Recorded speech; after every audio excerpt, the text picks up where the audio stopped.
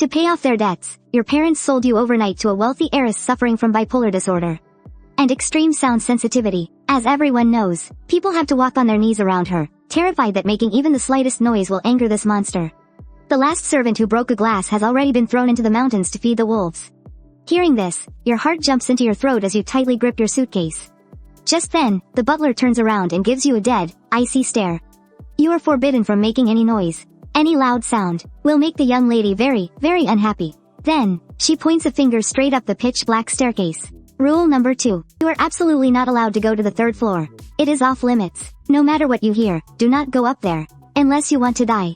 This warning sends a deeper chill down your spine than any threat ever could.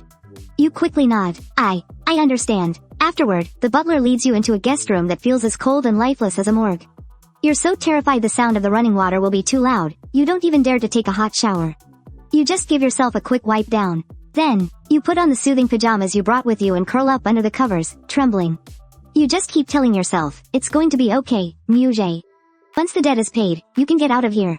But who knew? Thunder rolls outside. You toss and turn, unable to sleep. Suddenly, bang, a massive crash shatters the dead of night without any warning. That sound is like something heavy being violently smashed against the wall, filled with absolute, destructive rage.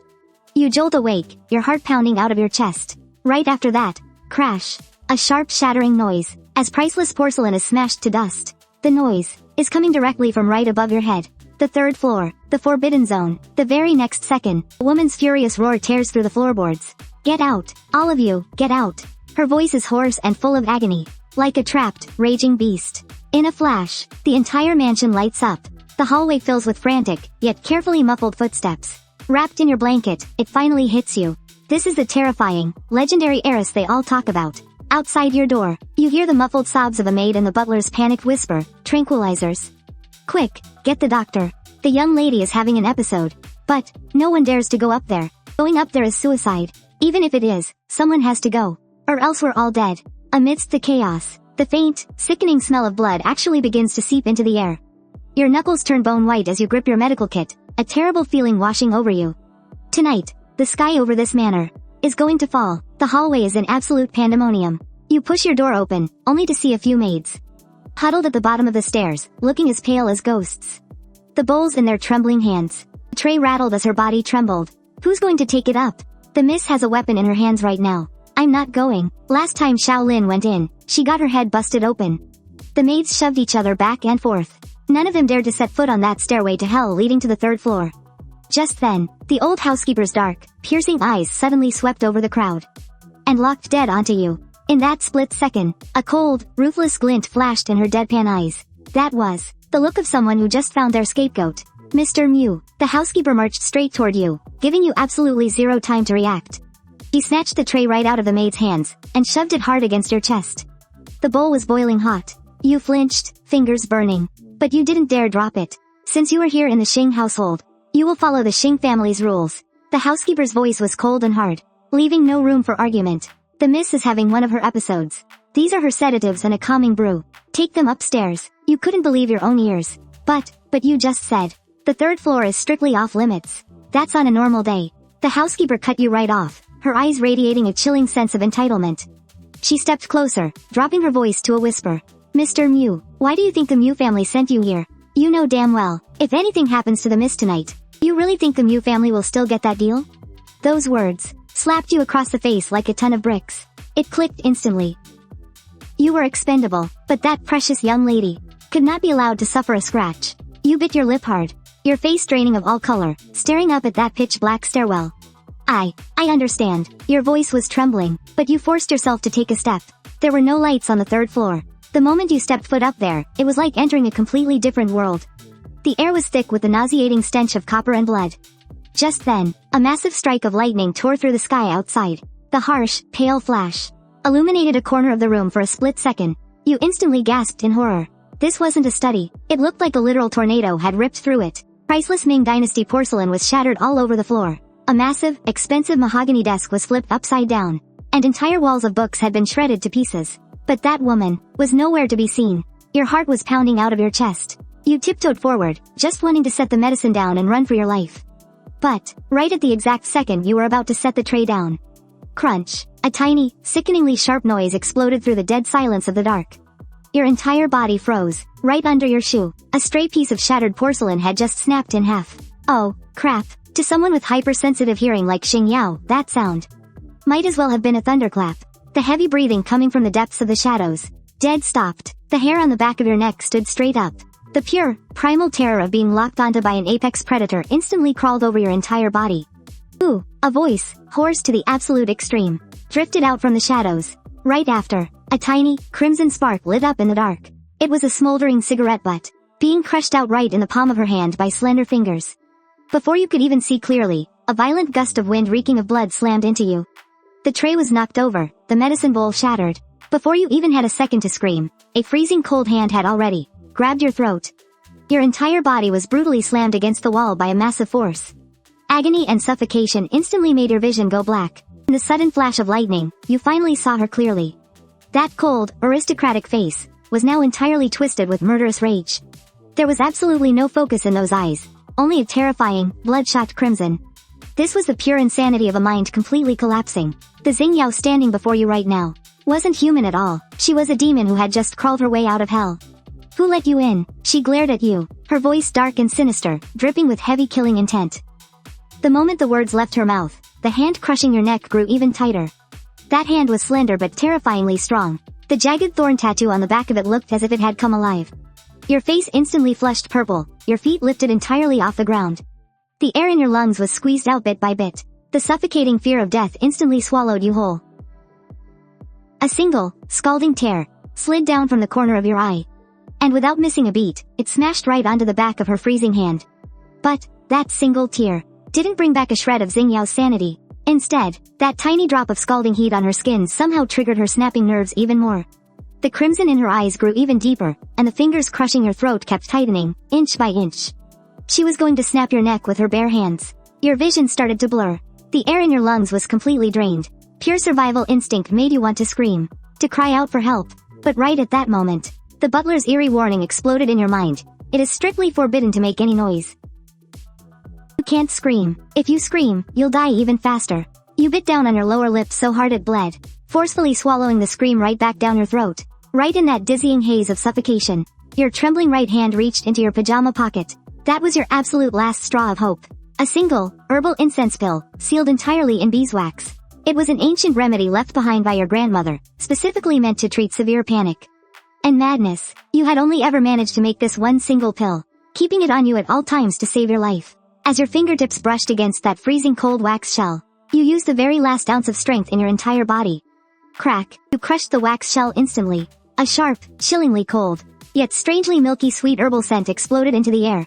Throwing caution to the wind, you thrust the incense pill up, shoving it fiercely right under Xingyao's nose. At the exact same time, your hand grabbed onto her rigid neck. Relying purely on years of muscle memory as a doctor, you pressed down hard on the violently throbbing calming acupoint behind her ear. A muffled groan of pain escaped Xingyao's throat. You didn't dare to stop, pressing down with the pads of your fingers with all your might. Letting the fragrance drift into her nose, you pressed her temples. 2 seconds later, a miracle happened. That unique, overpowering scent instantly masked the heavy metallic stench of blood in the room. It instantly soothed the violently exploding nerves in Xingyao's brain. Her fingers, which had been tightening their grip, froze completely, as if someone had hit the pause button. The murderous glare in her bloodshot eyes began to fade, replaced by deep confusion and a desperate struggle. It was like a drowning person finally taking their first gasp of fresh air. The agonizing, soul-tearing noise in her head had miraculously gone quiet. Xingyao's lips parted, her voice completely hoarse. The excruciating pain that had tormented her for years was fading away. In its place was a soul-shaking wave of pure comfort. This scent, it smells so good, I just want to get a little closer. The next second, the crushing grip on her throat completely vanished. Xingyao let go. The woman who, just moments ago, looked like a literal demon straight out of hell, suddenly collapsed forward without warning, as if every bone in her tall body had just vanished. You barely had time to take a breath of fresh air before her dead weight knocked you off balance. You fell hard onto the carpet. And the terrifying boss lady? She was now clinging to you, burying her proud face deep into the crook of your neck. "Miss Xing," you whispered, your entire body stiff with terror. Your hands hovered in midair, too scared to push her away. You could feel it. Xingyao's body was burning up, dangerously hot against yours. But right now, she was insanely docile. This absolute psycho, who literally sleeps with a knife in her hand. was acting like a touch-starved kitten, relentlessly rubbing her cheek against your soft neck. She was searching for the source of the scent. You had crushed the incense bead in your hand, and mixed with the lingering scent of your body wash, it became the most intoxicating, addictive thing she had ever smelled. Don't move. Xingyao's grip unconsciously tightened. She wrapped her arms around your waist, pulling you desperately tight against her body. She took a long, deep breath, her nose pressing right against the frantic pulse in your neck. She let out a hoarse, deeply satisfied sigh. So sweet. Your scalp prickled with fear. You didn't dare move a single muscle. You stayed frozen like that for a few seconds. But then, the explosive violence you expected never came. Instead, you heard the woman's breathing slowly steady, settling into a deep, heavy rhythm. She had fallen asleep. Right here, in the middle of the study she had just completely trashed. In the arms of the total stranger she had just tried to kill. This severe insomniac, the terrifying boss who hadn't slept a wink in 3 days and 3 nights, had actually passed out in seconds. The next morning, you woke up to a heavy, crushing weight on your legs. Blinking groggily, your entire body ached like you'd been hit by a truck, and both your legs were completely dead and numb. The second the memories flooded back, you gasped sharply in shock.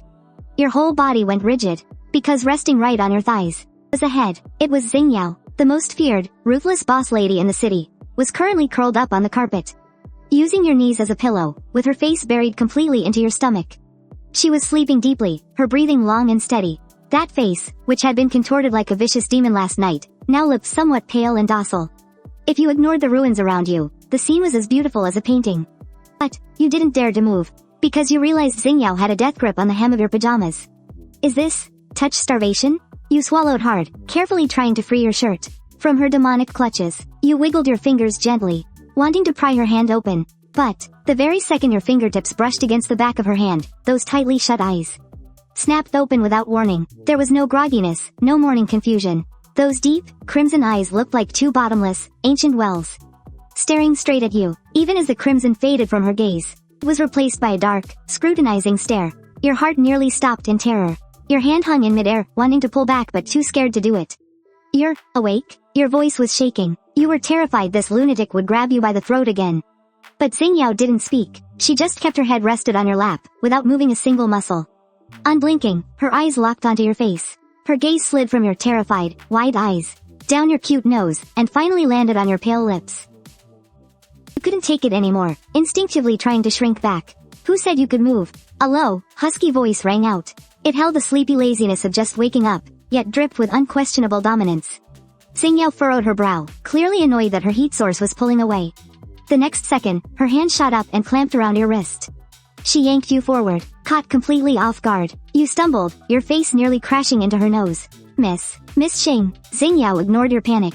She pressed the tip of her nose to the inside of your wrist, like a predator confirming her mark. She took a deep breath in. It was the exact spot where you had crushed the calming incense pill last night. Even after a whole night, that crisp, cool scent, mixed with the natural warmth of your skin, still lingered there. This scent was the only thing that could silence the chaos in her mind. Xingyao's eyes instantly darkened. The terrifying, possessive look in them was no longer hidden. It really is you, she murmured softly. Her voice was rough, like gravel scraping against a heart, carrying a trace of dangerous delight. Moog. Right at this incredibly dangerous moment. Click. The heavy study doors were carefully pushed open from the outside. Keep it down. Is the body bag ready? The old butler's hushed voice drifted in. Right after, she tiptoed in with the family doctor and 2 bodyguards. They crept into the room, mentally prepared for the worst. They were absolutely certain you were already dead and cold.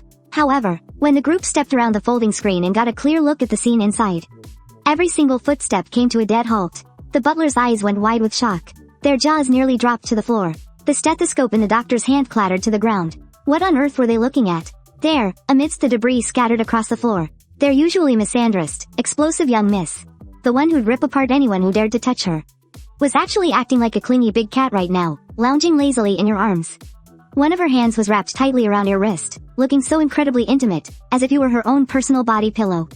And you, the guy who by all rights should be dead cold by now, were just sitting there, blushing profusely, staring helplessly at the group in the doorway who looked like they had just seen a ghost. Right at that moment, Xingyao's freezing voice cut through the silence. Have you stared enough? Just then, the woman lazily fluttered her eyes open. Have you stared enough? Get the hell out. The butler broke out in a cold sweat, scrambling away with the entire group even faster than they had arrived. The door clicked shut. Now, it was just the 2 of you left in the room. You felt like you were being roasted alive over an open fire. Desperate, you tried to pull your hand back. Miss Xing, they're gone now. Could you, maybe get up first? My, they've completely gone numb. Hearing this, Xingyao finally let you go. She sat up slowly and deliberately, gently rubbing her temples. The agonizing pain from last night had completely vanished. This was the first time in 3 long years that she had actually managed to sleep for a solid 5 hours. Right after, her gaze drifted right back to you. Because your blood circulation had been cut off. You were still trembling slightly. You looked so fragile, yet somehow so stubbornly full of life. That's right, you were her perfect cure. The very next second, Xingyao reached out with her pale fingers, twirling a stray lock of hair falling over your forehead. Numb, huh? The corner of her lips curled up into a smirk. Her eyes turned terrifyingly dark. Well, since you're already numb, then there's no need for you to ever leave. You snapped your head up, your face full of absolute shock. What? Mu Zhe, I gave the Mu family a chance. Xingyao's fingertips trailed slowly down your cheek, coming to a stop right over the bruised fingerprints left on your neck from last night. Her touch was unbelievably gentle, like she was caressing a priceless treasure. You walked in here all on your own. Starting today, you are staying in this room. She pronounced your fate, enunciating every single word. And you're not going anywhere else. The air in the room instantly froze. Xingyao stood up immediately after dropping that bombshell, walking barefoot right over the shattered antique debris scattered across the floor. Looking as fiercely elegant as a queen. Then, she casually picked up a string of cold, white jade Bodhi beads and wrapped them around her wrist. In the blink of an eye, that clingy, wildly unhinged girl from just moments ago completely vanished. Replaced entirely, by that lofty, untouchable figure. The pure and ascetic goddess Xing. Honestly, if it weren't for the absolute wreck of a room, you'd probably think everything from last night was just a fever dream. You gripped the cabinet, struggling to force yourself to stand. Your legs felt like a million ants were biting into them, staring at this girl who seemed like an entirely different person now. The dreadful chill in your heart only grew deeper. So, you took a deep, shaky breath, mustering up every last ounce of courage you had left. Miss Xing, I've delivered the medicine like I was supposed to. Can I leave now? Xingyao paused slightly while adjusting her cuffs. She turned around. Her scarlet eyes were cold and piercing. She playfully chewed over the word. Then, as if she had just heard an absurd joke. Go back where? To the Mu family. You curled your fingers nervously. You don't need to worry about that. As long as I pay off the debt. Before you could even finish, Xingyao casually reached into a pile of documents and pulled out a thin piece of paper. Your eye twitched. It was the debt agreement your stepfather had signed. Your bill of sale. That massive sum of tens of millions felt like a mountain, crushing the breath right out of you. Xingyao pinched the paper between her fingers, waving it around absent-mindedly. When the Mu family handed you over, they gave this to me too. Mu Zhe, you're a medical student. You should understand the concept of equivalent exchange, right? Her words made your chest tighten. An ominous feeling washed over you. Right at that moment, with a crisp ping, Xingyao pulled out a silver lighter. With a gentle flick of her thumb, a deep blue flame instantly sparked to life. The dancing firelight reflected in her dark, unfathomable eyes. Your pupils shrank. What are you doing? But Xingyao didn't answer at all. Right in front of your eyes, she held that IOU worth tens of millions. Closer to the flame, the fire instantly swallowed the paper whole. Illuminated by the fire, half of her face was bathed in light, and half cast in shadow. She looked as dangerously beautiful as a demon. Oh, you instinctively lunged forward, trying to snatch it back. But it was already too late. That piece of paper, your only ticket to freedom, crumbled to ashes right before your eyes, until the very last spark died out. Xingyao opened her hand, and the ashes fluttered down onto the carpet. Like a fleeting dream, tens of millions, burned away, just like that. You froze on the spot, as if struck by lightning. It's gone. Xingyao dusted off her hands, speaking as casually as if she were discussing the weather. There, now the Mu family doesn't owe me a single cent. You stared blankly at the ashes on the floor, your mind going completely numb. They don't owe her. Wait, does that mean you're free? You snapped your head up, your voice trembling. What do you mean? I can go now? But to your surprise, Xingyao suddenly let out a low, dark chuckle. And then, she took a slow stride, walking toward you step by step. You instinctively backed away, until your back hit the icy wall. There was nowhere left to run. Right at that moment, Xingyao stopped right in front of you. She suddenly leaned in close, slamming her hands against the wall on either side of you, aggressively trapping you in her grasp. Mu Zhe, did all that studying make you stupid? Her dark eyes locked onto yours. I burned the IOU, because I couldn't care less about that pocket change. But that doesn't mean you can just leave. Your breath caught in your throat. Forced to tilt your head up to look at her, you stammered, then. What do you? You cured my headaches. Xingyao cut you off. Her ice-cold fingers slowly reached up, tracing the red marks she had bruised into your neck last night. Against your pale skin, those brutal fingerprints looked sickeningly vivid. and so intensely jarring, the rough calluses on her fingertips gently rubbed against the tender skin, sending a violent shiver down your spine. To a sick person like me, you're the only cure. Xingyao's eyes darkened, her lips curling into a twisted, sick smile. How could I possibly let my medicine just run away? Your entire body went rigid. A wave of bone-chilling terror shot straight up from your feet to the top of your head. She wanted to lock you away. Gritting your teeth, your voice shook as you spoke. Ms. Xing, I'm a human being. I'm not a drug. My name is Mu Jie. I know. Xingyao's fingers trailed upward, pinching and playing with your soft earlobe. Mu Jie. Syllables rolled off her thin lips, dripping with a sick, lingering obsession. It's a beautiful name. Fits you perfectly. So soft and sweet. You feel wonderful in my hands. Listen to me. In a split second, all trace of amusement vanished from Xingyao's face. Her gaze turned icy, fierce, and entirely domineering. From today onward, you belong to the Xing estate. You have only one job. Curing my condition. The butler will move your belongings to the 3rd floor. From now on, you'll be sleeping right next door to me. Your eyes went wide with panic. But, isn't the 3rd floor completely off limits? Xingyao turned her back to leave. Her posture was rigid, unyielding. As she reached the doorway, she glanced over her shoulder and said, that rule applies to others. For you, it's a cage. She let out a sudden, dark scoff. The sound chilled you to the absolute bone. Remember this. You are on call, 24/7. If I get a migraine and you aren't right there, I have absolutely no problem making the Mu family spit out every last dime of those tens of millions, plus interest. Bam! The heavy door was violently slammed shut. Left all alone, you slumped against the wall, your legs completely giving out. Staring blankly at the ruined room and the pile of gray ashes, you were so utterly defeated you couldn't even cry. She's insane. That woman is an absolute, complete psychopath. Not only had you failed to escape, you went from being a stray dog to a caged pet.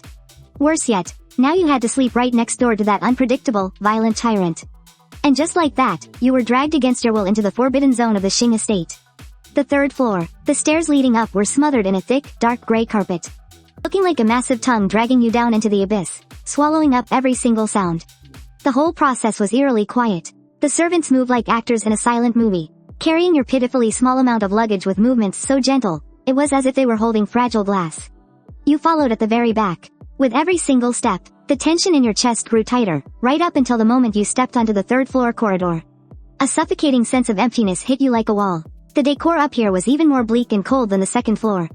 The walls were lined with dark soundproofing foam, and the floor was covered in a wool carpet several inches thick.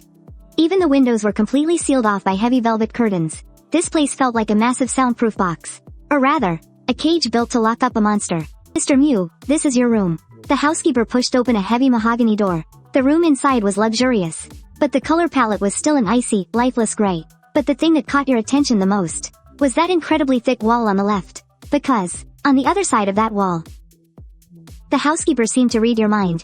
Her cloudy eyes flashed with a deep, chilling warning. The young lady is right next door. Even though this wall has top-tier soundproofing, the young lady's hearing is far beyond that of a normal person. So, she turned around and placed something at your feet. The soles of the shoes were made of a specially designed soft material. Padded with thick cotton, they looked incredibly light and airy, but they felt like a pair of invisible shackles. These are specially made soft-soled shoes. You must wear them at all times while on the 3rd floor.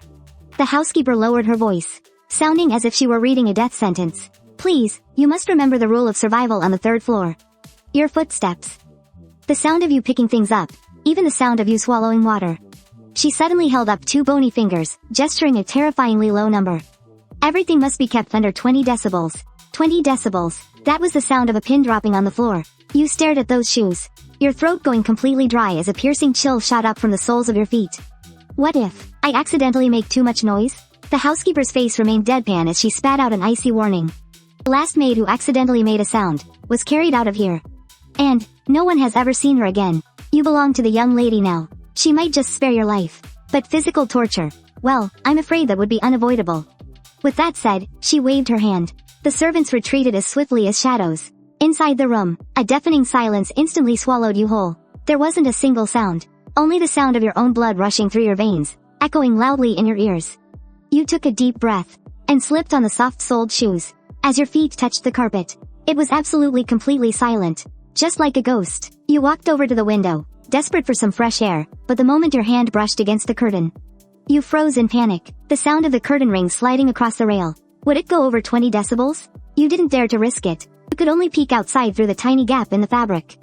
From up here, all you could see were the manor's towering concrete walls and the electrified barbed wire. In this very moment, you realize with absolute clarity, you become a bird in a cage. You slowly crouch down and open your battered old suitcase. There are no designer brands inside, just a few changes of clothes, and some ancient books on traditional Chinese medicine. And a mortar and pestle made of green jade. It's a keepsake from your grandmother. Holding it in your hands, it has a reassuring weight to it. You take the mortar out and clutch it tightly to your chest. This is your only weapon. It's the only thing you have to survive on. You know all too well, the sleeping dragon next door could wake up at any moment. Because of that, you have to be ready at all times. Using your incense, your craft, to trade for a sliver of survival. You lower your eyes. Your fingertips trace the cool jade, as a flash of resilience crosses your eyes. As long as she doesn't destroy you, you'll find a way to tame her. However, lunchtime arrives all too quickly. You sit in the ridiculously massive dining room, but to you, it just feels like an execution ground. It was Xingyao's order. She must have company when she eats. But she doesn't say a word. She doesn't even look at you. You're sitting 2 meters apart, yet you can feel the heavy, suffocating pressure radiating from her. The entire meal is dead silent. You grip your silver chopsticks, picking up every single grain of rice with extreme caution, terrified of making a sound against the bowl. Just then, Xingyao suddenly speaks. Her voice is dripping with impatience. Poor, a young maid rushes forward, her face pale with panic. She's holding a crystal pitcher, and her hands, they're shaking uncontrollably. Your heart instantly leaps into your throat. You subconsciously hold your breath. Please don't make a sound. But, what you fear most, is exactly what happens. The very second the pitcher nears the rim of the glass, the maid's hand gives a violent jerk. Clink, the edge of the pitcher's lid strikes the side of the crystal glass. The sound isn't actually that loud, but in this pin-drop silent dining room, it's as piercing as a sharp blade, instantly slashing through the dead silence. The air feels like it's frozen solid. The maid is scared completely out of her wits. Her face is as white as a sheet. Miss. She trembles, trying to drop to her knees and beg for mercy, but she's out of time. Xingyao, who had been cutting her steak, suddenly freezes. The veins on the back of her knife-wielding hand instantly bulge. A terrifying, violent aura erupts from her body. What was just a crisp clink to you, for her hypersensitive hearing, was like countless steel needles violently stabbing into her brain. Snap. A teeth-gritting sound of metal twisting fills the room. The pure silver cutlery in her hand is bent completely out of shape by just 2 of her fingers. Then, she doesn't even spare the maid a single glance. She just closes her eyes, her face contorting in pain and disgust. And then, with absolute chilling coldness, she waves her hand, like she's shooing away a fly. The very next second, 2 ghost-like bodyguards in black rush forward. One roughly twists the maid's arms behind her back, while the other violently shoves a cloth over her mouth. The maid's eyes went wide as she fought back, shooting you a look of pure, desperate panic, silently begging for help. But you couldn't do a thing. You just sat there, frozen in your chair, forced to watch, as a living, breathing person was dragged out of the dining room in dead silence. In less than 10 seconds, the room fell back into a dead, suffocating silence. Like she never even existed. That was the rule here at Xing Manor. That was that psych's zero-tolerance policy. A violent shiver crawled straight up your spine. You stared down at the silver chopsticks in your hand, your fingers trembling so hard you couldn't stop them. That was just a teapot clinking. What if, when you ate, your chopsticks happened to click against the bowl? Would you end up exactly like her? Would that be you tomorrow? Just as the panic was eating you alive, a voice, ice cold, suddenly cut through the air right above you. Why aren't you eating? You jumped, snapping your head up, only to meet Xingyao's dead, bottomless eyes. She let go of the ruined cutlery, and then, she picked up a napkin, wiping her hands painfully slowly. Her face was so entirely blank, like she'd just ordered someone to take out the trash. You opened your mouth, your voice shaking violently, but Xingyao just tossed the napkin aside, leaning back in her chair as a cruel, twisted smirk crept onto her lips. Scared? Her eyes dropped straight to your trembling hands. Her tone was mocking, and dripping with danger. Mu Jie, the only reason I'm keeping you around, is because you're useful to me. But, if you start making useless noise like that piece of trash. She didn't finish, but the murderous, dead cold stare in her eyes said it all. You gripped your chopsticks so hard, your nails dug right into your palms. Using the pain to force yourself to stay calm, you couldn't shake. You absolutely could not mess up being anywhere near this psychopath. Just staying alive was like walking a tightrope with a gun to your head. But even after they dragged the maid away, Xingyao's irritation hadn't faded one bit. That sharp clink from before had exploded in her brain like a rusty nail. Her nerves were throbbing wildly. A sickening pain tore through her temples like 100 screaming drills. Screech. In a fit of rage, she violently shoved her plate away. The horrible, scraping shriek of the porcelain against the table only made her flinch harder. The dark, violent rage in her eyes flared up all over again. The very next second, her head snapped toward you. Her terrifying, dead gaze stabbed into you like a knife. You froze, completely paralyzed by fear. Your chopsticks hovered right there in midair, and you didn't dare move a muscle. Seeing you trembling there like a coward, only pissed Xingyao off even more. What the hell are you still doing with those chopsticks? Her voice was pure ice, dripping with a violently suppressed rage. Are you trying to make a noise, too? Want the guards to drag you out of here? She was just taking her explosive anger out on you. You flinched so hard your shoulders jerked, nearly dropping the chopsticks right onto the table. You knew it. This psycho was right on the edge of a total meltdown. If you didn't say something, you'd be the next one dragged away. But how do you even defend yourself? If you spoke, you'd make a noise. If you stayed quiet, you were admitting guilt. Desperate to stay alive, you bit the bullet and forced yourself to speak, keeping your voice as low as humanly possible. I wasn't. Miss Xing, I'll eat really quietly. I won't make a sound. After saying those words, you braced yourself for her furious outburst, instinctively squeezing your eyes shut and shrinking back. But none of what you expected actually happened. The entire dining room suddenly fell into an eerie, dead silence. The fingers Xingyao had been using to massage her temples stopped, completely without warning. Her eyes, which were usually filled with violent rage and heavy gloom, now surprisingly revealed a rare trace of. Just a second ago, the exact moment your voice reached her ears. It didn't sound like a screeching power drill, nor a piercing needle. It was soft and sweet, carrying a slight, dewy tremble, just like a cloud of cotton candy. It felt like a feather, brushing lightly across her tightly strung auditory nerves.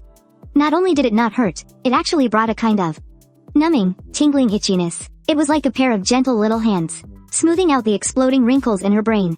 Her temples, which had been throbbing violently, were miraculously soothed. Xingyao slowly lowered her hand. Her gaze shifted. She locked her eyes right onto you, her stare sliding down from your trembling eyelashes, down to your pink lips. That look, it was no longer filled with disgust. Instead, it held a dark, probing curiosity, as if she had just discovered a brand new world. Why did everyone else's voice make her want to kill? Yet yours was the sole exception? You waited in agonizing suspense for a while, and finally peeked one eye open, only to crash straight into her intense, unblinking stare. Your heart skipped a beat in pure terror, and you frantically tried to apologize. I'm so sorry, shut up. Xingyao suddenly cut you off. Immediately after, she leaned back in her chair, her pale fingers tapping lightly against the tabletop. Her tone left absolutely no room for argument. Come here. A chill ran down her spine, but you had no choice but to set down your chopsticks and shuffle reluctantly over to her side. Right at that moment, Xingyao's hand shot up, the firm pads of her fingers gripping your chin. Forcing your head up, Xingyao narrowed her eyes, her gaze sweeping intensely across your face, as if she was trying to dissect your vocal cords just to see how they were built differently. Suddenly, her throat bobbed slightly. Her voice came out low and husky, dripping with a coercive, demanding pull. What you just said, say it again. You froze instantly, your mind going completely blank. You couldn't keep up with this psychopath's thought process at all. What you just said, which part? Was it the, I'm sorry? Under that extreme, suffocating tension, you instinctively let out a single, confused syllable. Ah? The sound was short, breathy, and laced with complete, innocent bewilderment. But landing in Xingyao's ears, it felt like a sweet gummy drop bouncing gently against her eardrums. It didn't hurt at all. In fact, it was a little sweet. Xingyao's deeply furrowed brows actually relaxed completely. The fingers gripping your chin stroked your skin unconsciously, and that violent, bloodthirsty redness in her eyes finally faded away entirely. Just as I thought, it wasn't my imagination. You belong to her, not just your flesh and blood. Your scent, even your voice. They are all custom-made sedatives sent from heaven just for her. Idiot, Xingyao murmured, her tone completely devoid of anger. Instead, it carried a lazy drawl that would make anyone's heart race. She let go of you. Her mood inexplicably improved. Sit down. Eat with me. She picked up her knife and fork again. Her movements elegant and composed, completely stripped of her previous rage. You stood frozen in place, utterly baffled. What on earth just happened? You looked toward where the maid had been dragged away, then back at the suddenly normal woman in front of you. Feeling a cold shiver run down your spine. This lunatic was even more erratic than you thought. Later that afternoon, in the study, Xingyao sat in her office chair. Mountains of documents were piled up in front of her, but she couldn't process a single word. The symptoms of her bipolar disorder washed over her nerves like a relentless tide. The words blurred into swarms of crawling ants, making her temples throb violently. Her rage was about to boil over again. In the past, she would have already shredded these documents worth billions. But today, she found a new way to cope. Bring him in. Xingyao pressed the intercom, her voice absolutely freezing. Less than 2 minutes later, the study door was pushed open. You slipped inside like a frightened kitten. Miss Xing, You asked for me? You stopped a good 10 feet away, looking ready to bolt at any second. Xingyao slowly lifted her eyes to look at you, her brow twitching slightly. Why are you standing so far away? Afraid I'm going to eat you? She picked up an English financial report and slammed it down on the corner of the desk with a heavy thud. Come here. You had no choice but to shuffle your way over. Sit. She gestured with her chin toward a low, round stool next to the desk. It even had a plush cushion on it, completely out of place in this cold, rigid study. She pointed at the financial report, her tone sharp and concise.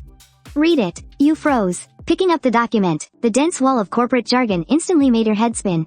Read. This? You were a traditional Chinese medicine student. This was absolute gibberish to you. What else? You want to chant prayers instead? Xingyao leaned back in her chair, closed her eyes, and urged you impatiently. Speak up. Don't mumble like you're starving to death. You didn't dare argue. Taking a deep breath, you stumbled awkwardly through the opening words. Regarding the risk assessment report for the acquisition of Hongyuan Group. Estimated valuation of assets. Your voice was trembling with nerves, stumbling every time you hit a word you didn't know. Normally, she would have had someone throw you out in a heartbeat. But right now, as that soft, gentle voice echoed through the dead silent study, the deep crease between Xingyao's brows miraculously relaxed. Your voice was so light, completely lacking the sharp edge of a corporate shark. When you read the asset liquidation reports, it sounded like you were just chatting about the weather.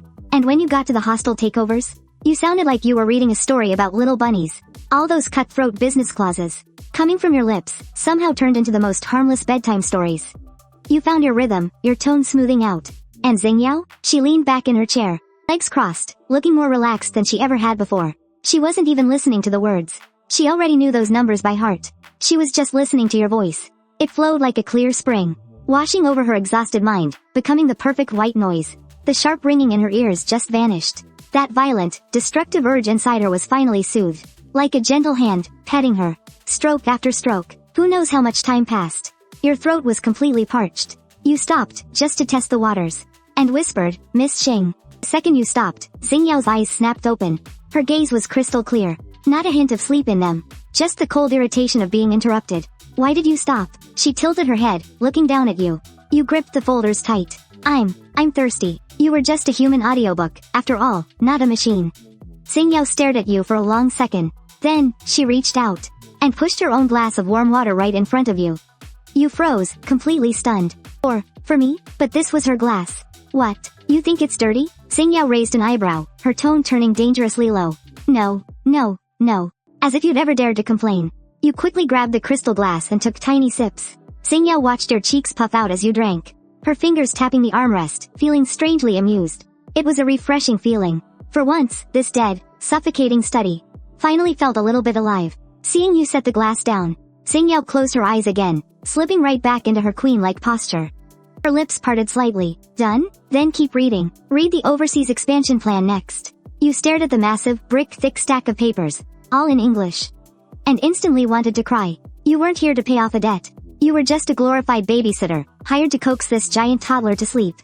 2 straight hours of reading later, your throat was literally on fire. Even with the water, your vocal cords were so dry you desperately needed to cough. But you didn't dare. You were terrified of setting this crazy lady off again. Finally, you finished the page, and gently closed the folder. Her voice already hoarse and exhausted, Xingyao leaned back in her chair, tapping her fingers on the desk, having listened to 2 hours of bedtime stories. The buzzing in her head had actually faded quite a bit, and her irritability was temporarily put on hold. She lifted her heavy eyelids, glancing at you as you secretly rubbed your stiff neck. Looking completely wilted. That's enough. Take a break, Xingyao said, showing a rare moment of mercy. You felt like you had just been pardoned from death row, letting out a long, deep sigh of relief.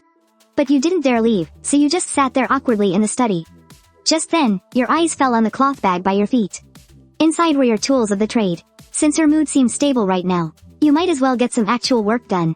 Gathering your courage, you carefully pulled out the green jade mortar and a small pestle, then pulled out a few paper packets. Inside were the essential calming herbs, agarwood, silk tree bark, and wild jujube seeds. This specially crafted styrax incense worked best when freshly ground.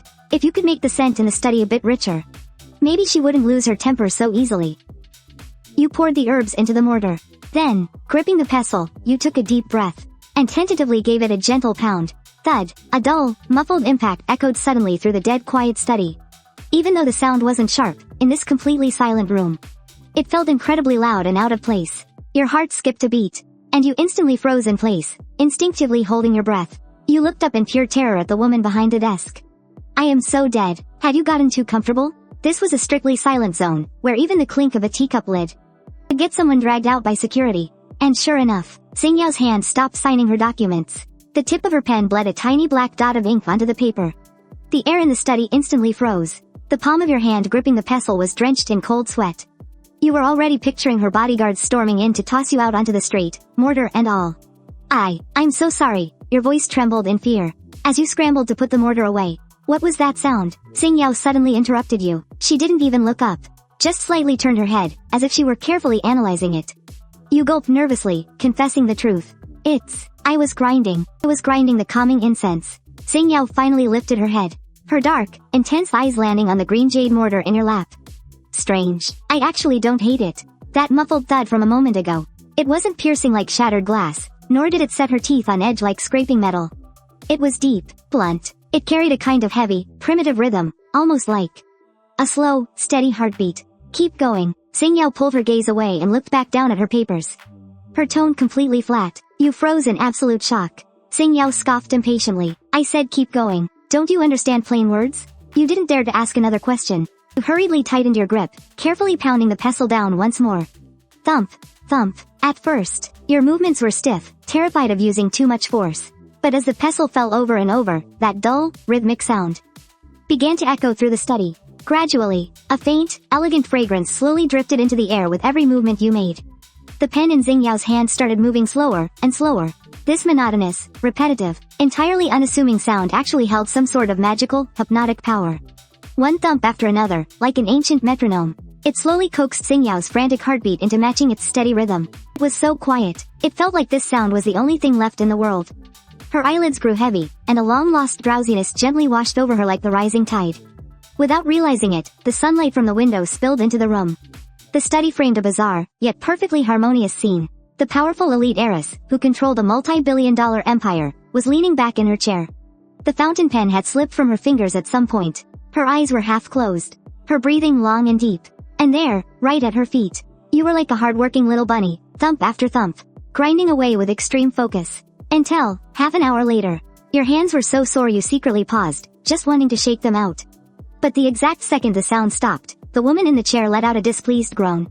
Her brows furrowed instinctively, without even opening her eyes. She just shifted slightly, her voice husky and lazy, thick with sleep and an absolute command. Don't, stop, keep grinding. You curled your lip. What elite heiress? This was clearly just a high-maintenance tyrant. You could only accept your fate and grab the pestle again, right next to those multi-million-dollar contracts. You went back to being her miserable little medicine-grinding servant. Thump, thump. The rhythmic pounding continued to echo through the study. You were sitting in a corner, exactly 3 meters away from the desk. That was your carefully calculated safe distance. Close enough for her to hear the sound, but far enough so you wouldn't get frostbite from her icy aura.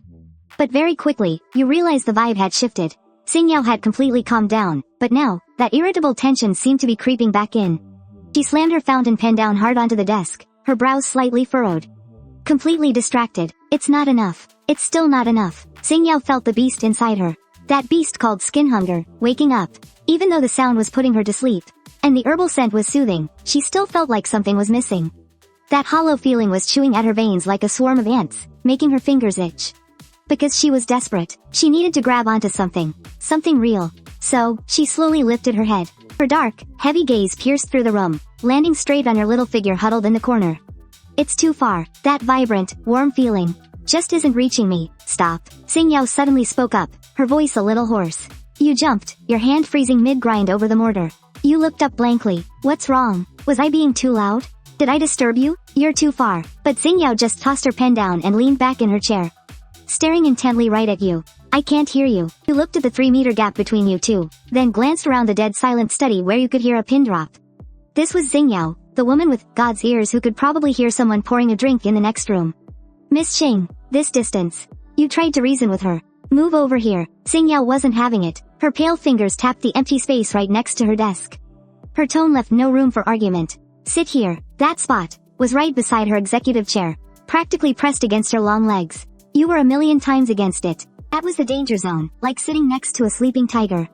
But under Xingyao's increasingly dark, piercing gaze, you had no choice but to cave. So, clutching your medicine mortar and grabbing your little round stool, you dawdled over, inching forward like a snail. 2 steps, until you finally shimmied right up to her side. Right here, Xingyao seemed satisfied with this distance, the crease between her brows smoothing out a bit. Keep going, you had no choice but to sit back down. This spot was way too close. So close, you could actually feel the body heat radiating off of her. And that crisp, cool scent of cedarwood, aggressively wrapping itself all around you. Sitting on the low stool, your eyes were perfectly level with her thighs. The extreme contrast in your size and height made you feel like some little pet, kept right at her feet. You bit the bullet and went back to grinding your herbs, your body stiff as a board. You wished you could just curl up into a tiny ball. Xingyao picked her documents back up. But this time, she wasn't spinning her pen anymore. Her free left hand just casually dropped down. At first, her fingertips were just absent-mindedly tapping the armrest. But slowly, that hand seemed to get a mind of its own. It slid right off the armrest, reaching out toward you, the closest source of warmth. You were staring so intently at your mortar when, suddenly, your scalp tingled. A slightly cool hand landed right on top of your head, completely without warning. Miss Xing, you were just about to gasp. Don't move. Xingyao didn't even look up. Her voice was flat. You have a gray hair. How was that even possible? You were only 20. Before you could even argue, her hand was already sliding down the back of your head. Her pale, smooth fingers threaded right through your soft, dark, short hair. Like she was playing with the finest silk, she casually twirled a strand of your hair. Wrapping it around her fingertip, then letting it go. Then wrapping it again. Her movements were so slow, so effortless. Yet it carries a spine-tingling sort of intimacy. You're frozen stiff as a board. You can feel that her hand has absolutely no intention of stopping. After she's done playing with your hair, those cool fingertips faintly brush against the shell of your ear. Your ears are incredibly sensitive, and just the slight friction from the thin calluses on her fingertips makes them instantly burn a bright, fiery red. Why are your ears so red? Xingyao finally tears her eyes away from her documents for a split second. Looking down at you, watching you tremble helplessly under her touch. Like a little rabbit with blood-red ears. A flicker of wicked amusement flashes through her eyes.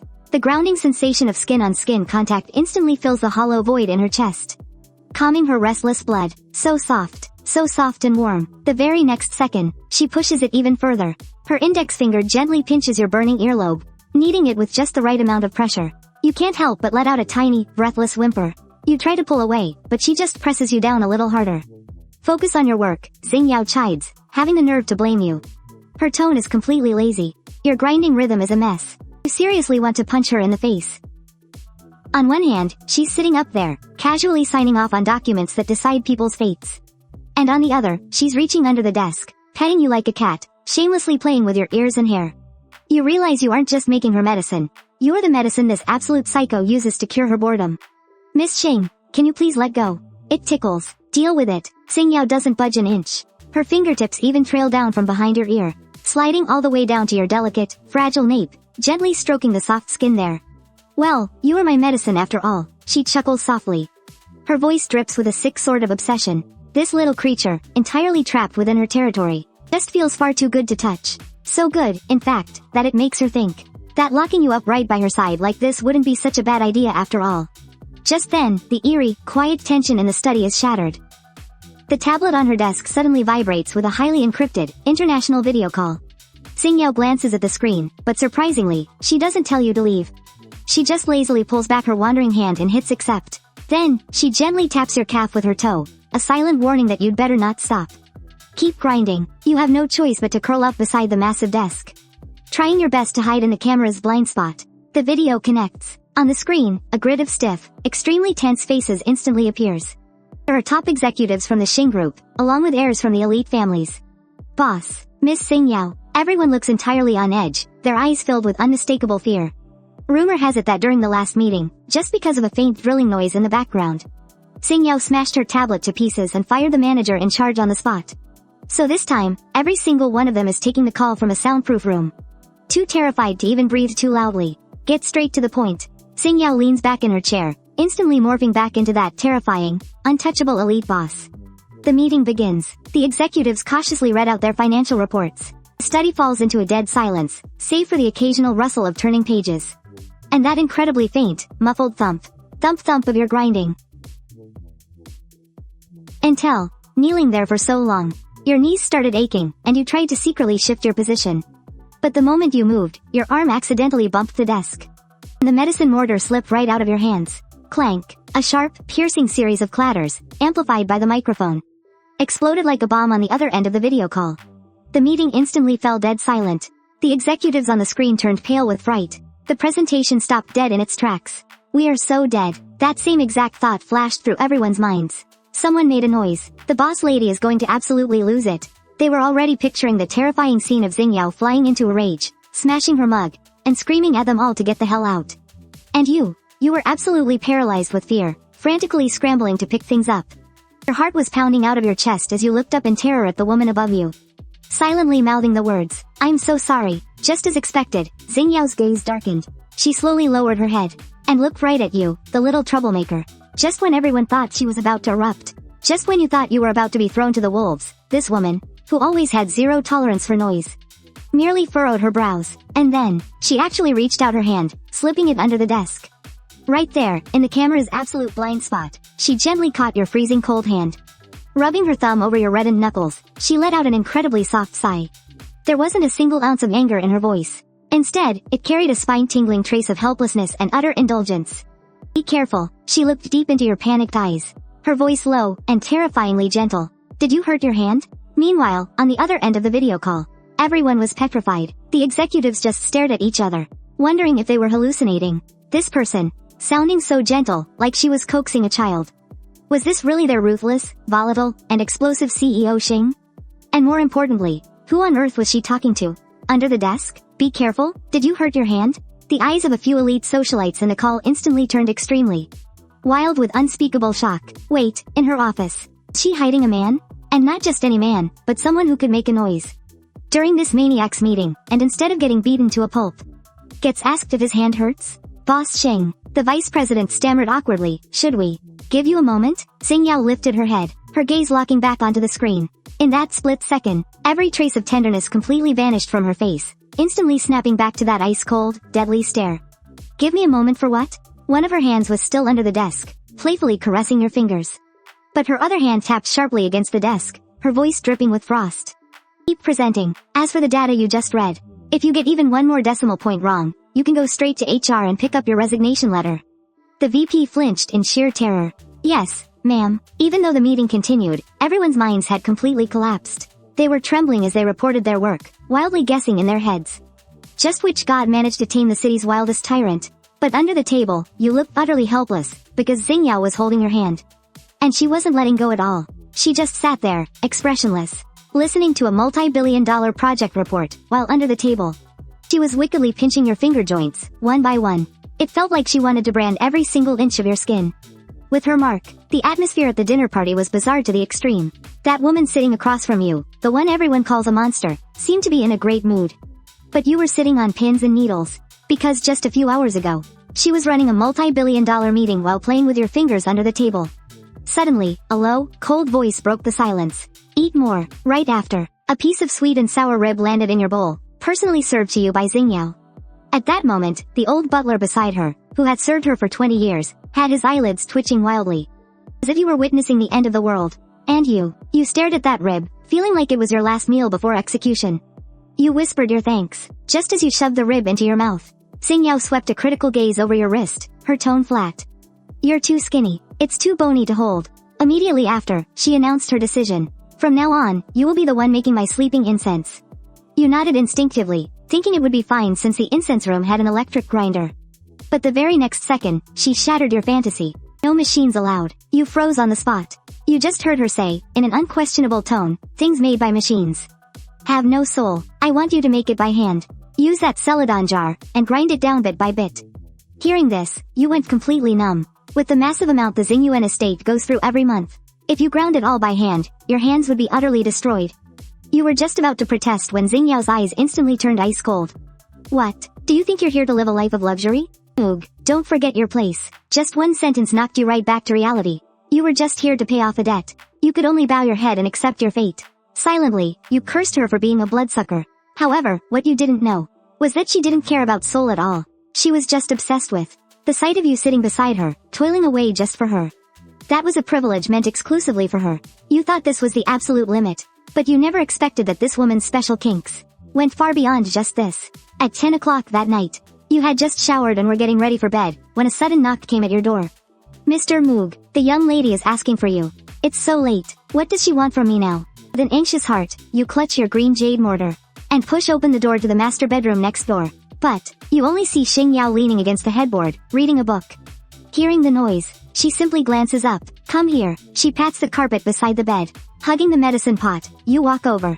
Full of caution. Miss Xing, it's so late. Are you still reading? Unexpectedly, Xingyao closes her book and points at the pot in your arms. Grind. You freeze, totally dumbfounded. You glance at the wall clock. 10:30. Now? You seriously think you misheard her? Aren't you going to sleep? But she just replies, matter-of-factly, adjusting her position and closing her eyes, exactly because I'm going to sleep. I want to listen to that grinding sound. It helps me sleep. You are completely speechless, treating the sound of grinding as a lullaby? What kind of twisted, weird fetish is this? Just then, Xingyao opens her eyes in annoyance. Her voice is husky with sleep. What are you staring at?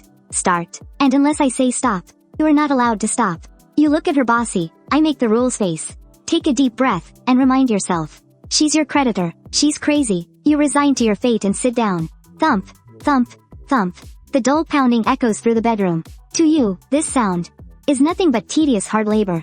But to Xingyao, it is the ultimate enjoyment. Because having you right within her reach, obediently working for her, this absolute sense of control, works better than any sedative. Half an hour later, your hand is about to fall off, and your eyelids are getting heavy. You steal a glance at the bed. Xingyao's breathing is deep and steady. She seems fast asleep. She's asleep, right? You whisper to yourself, just as you're about to stop and slip away. However, less than 3 seconds after the sound stops, the sleeping woman on the bed suddenly shoots her hand out from under the covers. The very next second, she grabs your wrist. Trying to slack off? Xingyao hasn't even opened her eyes. Not only does she refuse to let go, but she pulls your hand right next to her pillow and nuzzles her cheek against the back of your hand. Don't stop. Keep going, she mumbles, pulling the blanket up and trapping your hand inside. Now, you're forced to lean awkwardly against the edge of the bed. One hand is held hostage by her, while the other hand still has to painfully keep grinding. How is this romantic at all? This is literally the evil landlord exploiting the poor peasant. The pitiful grinding sounds, accompanied by your heavy sighs, echo through the entire second half of the night. However, after several days of forced study sessions and late-night disruptions, the atmosphere on the third floor has actually become bizarrely peaceful. Servants noticed that the usually temperamental young lady was losing her temper far less often. And as for you, being the one to thank for it, your treatment has skyrocketed too. The kitchen now makes you special desserts, and the butler bows to you with respect. Even Xingyao herself lets you read for pleasure. This illusion of a peaceful life slowly eases your deeply tense nerves. It even sparks a tiny, dangerous sliver of false hope in your mind. This afternoon, with the sunlight pouring in, Xingyao is sitting at her desk, going through her work. While you're sitting on the sofa, your eyes can't help but drift over to her. These past few days, her tolerance for you has been unbelievably high. And so, a highly dangerous question starts bubbling up in your mind. Where exactly is her bottom line with you? Is it just because your voice and scent are irreplaceable, or does she actually feel even a little bit differently about you as a person? If it's the first one, you're nothing but a tool. But if it's the second, maybe you finally have some bargaining chips. You lower your eyes, staring down at the glass in your hand. You decide to take a gamble. You stand up, carry the glass over to her, and say softly, "It's gotten cold. Let me get you a fresh cup." Xingyao doesn't even look up, just giving a casual, You pick up her glass, refill it, and walk back to her desk. Right at the exact moment you set it down, your fingers slip, just a tiny bit. The heavy base of the glass slams hard against the desk. That dull, heavy thud hits like a sledgehammer in the dead silent study. Water splashes everywhere, even blurring the ink on the documents she just signed. Time instantly freezes. Your heart leaps straight into your throat. You stare at her. If she just frowns and yells at you, it means you're safe. But Xingyao doesn't yell. Her hand freezes in midair, pen still in her grip. She slowly raises her head. And in those eyes, there is none of the furious rage you expected, nor the soft indulgence you hoped for. There is only a bone-chilling, all-knowing ice. Her gaze is so terrifyingly sharp.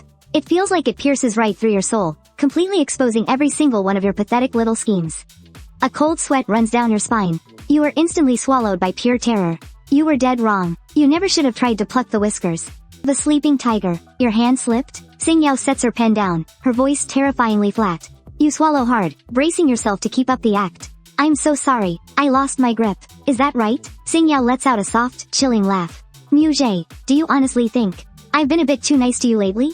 Your entire body goes absolutely rigid. You subconsciously try to step back. I didn't mean to. Come here, just 2 words. shattering all your excuses. You don't dare to move. Your feet feel rooted to the floor. The very next second, Xingyao suddenly reaches out, tightly gripping your wrist. A massive force pulls you in, and you let out a gasp as you stumble forward. The room spins, and before you know it, she pulls you right into her arms, pressing you down to sit right on her lap. You've always wondered how a woman could have this much strength. The distance between you instantly vanishes to zero. You struggle in blind panic, but her arm locks like an iron band around your waist. You can't move an inch. Miss Xing, what are you doing? Xingyao raises her hand, pressing her index finger softly against your lips. She lowers her head, her stunning yet terrifyingly dark face closing in on you, the tip of her nose brushing right against yours. Moog, drop the little act. What exactly are you testing? Testing if I'd actually have the heart to hurt you? Or testing if you can just walk all over me? Your pupils instantly dilate in shock. She knows everything. Your pathetic little performance. It was nothing but a clown show to her. I didn't. You were genuinely terrified this time. Oh, you did. Xingyao's finger trails down, gripping your fragile neck, gently rubbing against your pulsing vein. That cup just now. You dropped it on purpose. She exposes you instantly, her tone dead certain. You wanted to see if I'd actually punish you over a little bit of noise. The shame and sheer terror of being caught makes you tremble uncontrollably. Feeling you shiver under her palm, a flicker of dark, sadistic pleasure flashes in Xingyao's eyes. She suddenly leans in close, her warm breath ghosting right against your ear. Moog, remember this carefully. I spoil you. I give you the freedom to walk around. Only because you are obedient. You belong to me, but that does not mean you can take my affection for granted. And think you can walk all over me. Her fingers tighten just a fraction around your throat. The pressure is enough to make you choke, but not enough to actually hurt you. This is the first time, and the very last time I will warn you. Do not let it happen again. Xingyao's tone turns ice cold in an instant, dripping with a bone-chilling menace. If there is a next time, if I ever catch you making noise on purpose again, there is a fully soundproof room in the basement of the Xing estate. There is no light, no sound, even the air down there feels dead. It will lock you in there. And even if you scream until your throat bleeds, not a single sound will escape. And by then, you really won't be able to make a single sound for the rest of your life. Your face instantly drains of all color, pale as a sheet. That basement, you've heard the servants whisper about it. Rumor has it, anyone who gets locked in there. She was completely unhinged. She loosened her grip on your neck. As long as you're a good boy and listen to me, and be my... That kind of place will never be for you. You nodded frantically. You understood. You truly understood. She was a complete lunatic. A tyrant. Her affection was nothing but sugar-coated poison. You only had the right to obey. You had absolutely zero right to test her limits. Good boy, Xingyao said with deep satisfaction, looking down and planting a soft kiss on your eyes. Right after, she released her tight grip on your hands, and went back to her arrogant, high and mighty attitude. Since you understand, clean off the table, and... She pointed at the document, read it again. You scrambled off her lap in a panic, wiping the stains off the table. Your hands were still shaking uncontrollably. You watched as Xingyao leaned back in her chair, rolling her prayer beads, her expression as cold and detached as a Buddha. At that moment, you completely woke up to reality. All that peaceful, quiet life nonsense was just an illusion. A vicious dog is still a vicious dog. Even if it wags its tail, it doesn't change its man-eating nature. In the blink of an eye, 3 days passed. You could clearly feel the atmosphere in the Xing estate had shifted. Or rather, everyone's attitude toward you had completely turned upside down. Before, the servants looked at you with pity, like they were looking at a human sacrifice. Now, their eyes were filled with awe, and even eager flattery. Mr. Mew, here is the sweet osmanthus lotus root the kitchen just made. Your herbs are all dried. As you walked down the stairs, the servants all bowed respectfully, practically treating you like royalty. The reason was simple. Everyone had figured out an ironclad rule for survival. As long as you were around. That temperamental woman was like a tiger with its teeth pulled out. And just like that, you became the only fire extinguisher in the Xing estate. The ultimate lifesaver for the entire household. This morning, you were sitting on the sofa reading a medical book, when the old butler rushed over looking incredibly anxious. His forehead was covered in cold sweat. Mr. Mew, he lowered his voice, his tone full of desperate pleading. Could you, please go to the study? You closed your book, looking at him cautiously. What's wrong? The head of the South City branch made a massive mess. The butler wiped his sweat, glancing upstairs in sheer terror. They caused 300 million in bad debts. Miss is absolutely furious. She's already smashed an entire tea set. You pursed your lips tight. That's Miss Singh's business. It's not appropriate for me to go in. You were just warned a few days ago. You really didn't want to step on that landmine. Mr. Mew, I'm begging you. The normally stoic butler actually bowed deeply to you just now. If the young miss actually goes through with it, there'll be hell to pay. You're the only one who can go in there and calm her down. You looked at the butler's gray hair, then listened to the muffled, furious shouting coming from upstairs. Finally, you let out a heavy sigh. I got it. You stood up. You went to the kitchen and poured a cup of ginseng tea.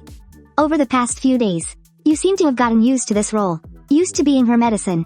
Her personal fire extinguisher. The only soft spot in this freezing, ruthless mansion. Getting used to this is honestly terrifying. Just as you reached the study door, you heard a violent, chilling sneer from inside. 300 million. If you threw that into the ocean, I'd at least hear a splash. But giving it to, I think you've got a death wish. Xingyao's voice was bone-chilling. Then came the sharp crash of shattering porcelain. The woman kneeling on the floor was shaking like a leaf. Blood was dripping down her face, but she didn't even dare utter a word to beg for her life. The tension in the room was at absolute zero. Right in the middle of that suffocating silence, two very soft knocks suddenly echoed through the door. It wasn't loud, but it felt incredibly jarring. Everyone froze in absolute shock, wondering what idiot had a death wish, interrupting at a time like this. However, Xingyao, sitting in her executive chair and practically radiating murder, just twitched her brow slightly when she heard the sound. She didn't say a word. She just shot a freezing glare toward the doorway. A second later, you walked in holding the tray, stepping right into that room reeking of blood and gunpowder. Miss Xing, kept your eyes locked straight ahead, completely ignoring the mess on the floor. You walked straight up to the desk and gently placed the ginseng tea right next to her hand. Have some tea, please, calm down. Your voice was low, laced with a gentle, soothing tone. Everyone in the room held their breath, just waiting for the demon boss to explode. But Xingyao's clenched jaw, the moment she caught that familiar scent, visibly relaxed. She glanced at the tea, then looked up at your obedient, gentle face. Throw her out. She picked up the teacup. Her tone was still ice cold, but that bloodthirsty, murderous edge was gone. Handle it by the book. Break one of her hands, and dump her at the police station. The woman on the floor looked as if she'd just been pardoned. Sure, she was losing a hand, but at least she was keeping her life. The terrified executives scattered out of the room like a receding tide. Before leaving, every single one of them sneaked a grateful look at you. Their eyes practically screamed, "Thank God for our living savior." The study quickly fell dead silent again. Xingyao took a sip of her tea, then reached out, casually squeezing your fingers that were resting by your side. The butler sent you, didn't he? You didn't deny it. I just figured, you might be thirsty. Xingyao gave a soft chuckle, choosing not to call out your little lie. Alright, stop standing there like that. She set down the teacup, and stood up. Go change your clothes. You freeze for a moment. Change my clothes? I'm heading out for a bit. Xingyao steps in front of the full-length mirror and picks up a silk scarf. But her dark, heavy gaze locks onto you through the reflection. What are you just standing there for? She turns around, her chin slightly raised, looking absolutely aristocratic and expecting nothing less than total obedience. Come here, tie my scarf. Your fingertips tremble slightly. Tie her scarf? How could she ask for something so intimate, like it was the most natural thing in the world? But seeing the absolute authority in her eyes, you have no choice but to walk over. You're standing so close, completely enveloped in her cool, elegant scent. And her hand, it's resting loosely on your waist. It feels like a silent claim of ownership. All done. You finish tying a perfect little knot. But just as you try to step back, Xingyao's grip tightens around your waist, holding you in place. A satisfied smirk plays on her lips. Nice work. With that, she finally lets you go. Go upstairs and grab a coat. Xingyao starts heading out, glancing back over her shoulder with a deeply meaningful gleam in her eyes. You're coming with me. Go where? I'm taking you to a gathering. Xingyao stands half in the shadows, slowly turning her prayer beads. Her tone is casual, yet carries an undeniable, absolute dominance. I've kept you hidden away for far too long. If the people out there don't start reading the room, they're going to trample right over my threshold at Xing Garden. That night, at 8 o'clock. The night is pitch black. A sleek Maybach glides smoothly into Beijing's most exclusive private club, Lanting. It's a Suzhou-style garden hidden deep within the alleys. Even the glowing lanterns at the entrance give off a chilling, untouchable aura. The very next second, the car door is respectfully pulled open. A sleek black stiletto steps gracefully onto the cobblestone first. Xingyao steps out, draped in a sharp trench coat. She looks just like a deadly blade about to be drawn. But she doesn't walk away. Instead, she stands right by the door, her gaze locked dead onto the inside of the car. A moment later, a pair of soft, white leather shoes steps out hesitantly, and then, you awkwardly climb out of the backseat. Standing next to her, you look completely out of place. Xingyao watches you huddle your shoulders together. She speaks up softly, "Are you cold?" You quickly shake your head. "No, I'm not cold. I'm just a little scared. The vibe here is just so heavy." Hearing this, Xingyao actually lets out a soft laugh. With one hand tucked in her pocket, she casually thumbs her prayer beads. "As long as I'm here, no one in this entire city would dare lay a finger on you." With that, she strides confidently ahead. Not daring to fall behind, you quickly jogged to catch up with her. A few waiters in traditional suits saw Xingyao, and immediately bowed 90 degrees. It didn't look like they were greeting a customer, but more like paying homage to royalty. You'd never seen a spectacle like this before. With your severe social anxiety, you instantly felt a wave of unease. That tall silhouette walking ahead of you became your only safe haven. Just then, round a corner, a group of drunk women came stumbling right toward you. The moment they saw you, their eyes turned downright predatory. Without thinking, you reached out and grabbed the cuff of Xingyao's trench coat. Miss Xingyao's footsteps came to a dead halt. She lowered her gaze, staring right at your trembling hand clinging to her sleeve. Now, you have to understand. Anyone who dared to even brush against her clothes in the past would have had their arms broken on the spot. But at this very moment, looking down at your hand, the violent irritation brewing inside her strangely vanished into thin air. What? She didn't shake you off. Instead, she looked at you with a faint, teasing smirk. Legs giving out on you already? Hearing that, you immediately tried to let go. Give me your hand. Xingyao suddenly cut you off. She held out her left hand, the one wrapped in Buddhist prayer beads. Before you could even process it, she impatiently flipped her hand and grabbed yours. Her freezing fingers, locked like a vice around your wrist. The wooden prayer beads brushed against your skin, sending a tingling shudder straight up your arm. Stay close, she muttered as she kept walking. This place is an absolute maze. If you get lost, I'm not coming to find you. As she dragged you along, you were screaming internally. You're the one walking way too fast. And besides, if she wasn't going to look for you, fine. And why on earth was she gripping you so tight? The sheer force of her hold. It was so obvious she was terrified you'd run away. Soon enough, you arrived at the ultra-exclusive VIP room. The bodyguards immediately pushed open the heavy double doors. Miss Xing has arrived. At the loud announcement, the chaotic, noisy room instantly dropped dead silent. With Xingyao leading you by the hand, you stepped over the high threshold. The room was thick with cigarette smoke. 7 or 8 women were lounging on the sofas, each accompanied by a stunningly gorgeous male escort. Every single pair of eyes in the room instantly locked onto you. And then, absolute, pin-drop silence. What the hell were they looking at? The legendary ascetic Xing, notorious for her extreme germophobia and absolute disgust for men, was actually holding a man's hand, and she wasn't just casually linking arms with him, either. She was gripping your wrist tight, with an intensely domineering, possessive hold. Well, would you look at that? The sun must be rising in the west. A woman in a floral shirt was the first to break the trance. She crushed out her cigarette, a teasing spark in her eyes.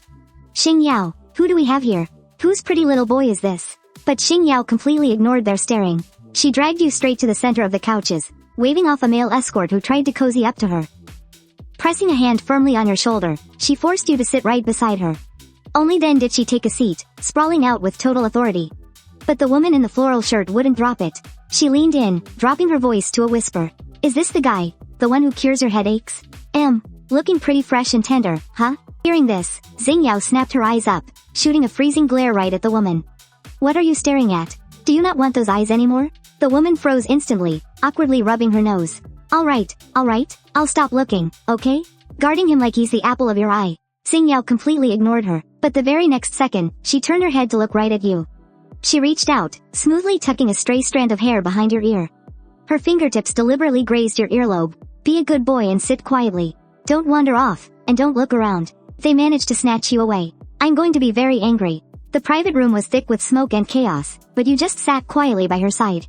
Just then, Zhao Tian, the eldest daughter of the Zhao family sitting right across from you, spoke up. Xingyao, I heard you've been taking it easy at the Star Manor lately, resting and recovering. Hardly even showing up at the company. But her murky, drunken eyes were already starting to wander restlessly. Xingyao kept her expression completely indifferent. Just nursing my health, nothing more. Zhao Tian let out a sleazy chuckle, her gaze practically glued to your body with naked hunger. Looks to me like you're nursing a delicate little pretty boy instead, huh?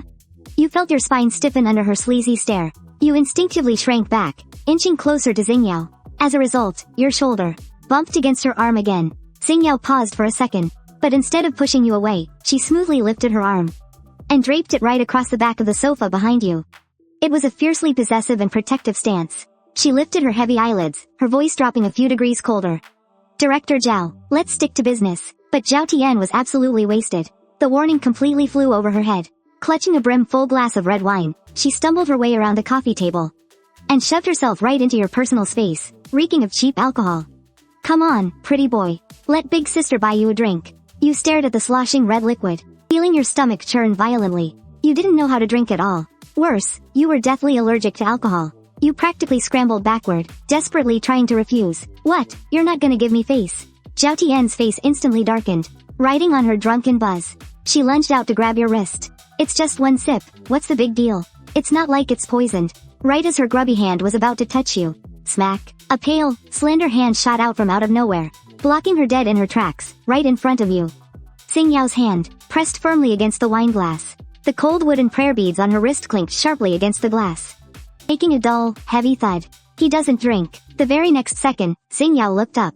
There was absolutely zero warmth in her eyes. She was staring at her like she was already a dead woman. Zhao Tian froze on the spot. But then, the liquid courage rushed straight to her head, making her even more pissed off. She actually dared to mock her right in public. Oh, come on, Xingyao. Now you're just being a buzzkill. Is this little pet of yours really that precious? He can't even handle a single glass of wine? The moment those words dropped, the air in the private room instantly froze. Even though you knew your place, those words still felt like a vicious slap right across your face. Xingyao sensed her shift in mood. Her hand resting on her knee suddenly clenched tight. The thorn tattoo on the back of her hand looked as if it had come alive. But surprisingly, she held back. Not just because that plot of land was crucial, but more importantly, she didn't want you to see the gruesome aftermath. She knew it would give you nightmares. So, she forced down the dark hostility in her eyes, and patiently explained, he's allergic to alcohol. But Zhao Tian wasn't having any of it. Instead, she snapped in a fit of rage. Allergic? What a joke. It's all just an excuse. She violently slammed her glass down onto the marble coffee table. A sharp, ear-piercing crash echoed. Red wine splattered everywhere, looking like a glaring pool of crimson. But it was exactly this deafening crash that acted like a rusty saw, brutally tearing into Xingyao's skull. A piercing ringing instantly exploded in her ears. Her sanity fractured in that very second. Xingyao's face instantly turned as pale as paper. But she didn't move, she just gripped her own wine glass with a deathly tight hold. Her knuckles turned white, and the veins on the back of her hand throbbed wildly. The Bodhi bead bracelet on her wrist shook violently from her tensed muscles. She was enduring it. She was using every ounce of her willpower to fight back the urge to crack this idiot's head wide open. However, Zhao Tian was still yelling, practically begging for a death wish. Drink it. He has to drink it today. If he doesn't, it means you're looking down on me. It was all just noise. Xingyao closed her eyes. Cold sweat dripped down her temple. A twisted voice inside her head was screaming. Silence her. Make her shut up. Right at that moment, you, who had been sitting by her side this whole time, suddenly realized something was terribly wrong. You saw her bulging veins, her dead pale face, and beneath those tightly shut eyelids, the endless agony bleeding through. Out of everyone in the room, only you noticed. As a doctor of traditional medicine, your instincts made you lock your eyes onto her face. Something was off. You realized. Her breathing had changed. It was no longer deep and steady. Instead, it became incredibly shallow and erratic, like a patient on the verge of death. But the most terrifying part was her eyes. Her pupils were violently contracting, finally shrinking down to tiny, pinprick red dots. In the whites of her eyes, bloodshot veins were frantically spreading at a visible speed. This was the sign of a severe bipolar manic episode about to spiral out of control. You were way too familiar with this state. That night in the pouring rain, right before she grabbed you by the throat, she had this exact same look in her eyes. At this very moment, in Xingyao's world, everything was twisting. Zhao Tian's voice was being infinitely amplified, morphing into the piercing screech of a power drill. The clinking of glasses sounded like deafening thunder. Even the breeze from the AC sounded like a harsh, piercing buzz. A deafening ringing in her ears drowned her like a tsunami. That string of reason in her mind snapped in an instant. If she just smashed the wine glass in her hand against this idiot's temple, the world would finally be quiet. Xingyao's fingers twitched. The crystal glass, gripped so tightly it was almost deformed, slowly lifted off the table. Violence was just a hair's breadth away. But right at that critical moment, a faint, subtle touch suddenly came from under the table. Xingyao's entire body went rigid. It was a very light, warm touch. Your hand, resting by your side, had quietly reached over without her noticing. In this hidden corner where no one could see, you actually extended your pinky finger. Like a tiny, it hesitantly hooked around Xingyao's pinky. And then, you gently scratched her burning palm. Once, then twice. That faint, ticklish sensation felt like a sudden jolt of electricity. It instantly pierced through her senses that had been paralyzed by the noise. The tingling itch spread all the way up, and slipped straight into her mind that was on the verge of exploding. Just like the sound of you grinding medicine that night. It didn't hurt, but it was magical. The shrill, red alert sirens blaring in Xingyao's head suddenly fell silent for a split second. The urge to destroy everything was forcefully put on pause. She slowly lowered her head. Her gaze shifted away from Zhao Tian, and landed on you. You were looking right at her.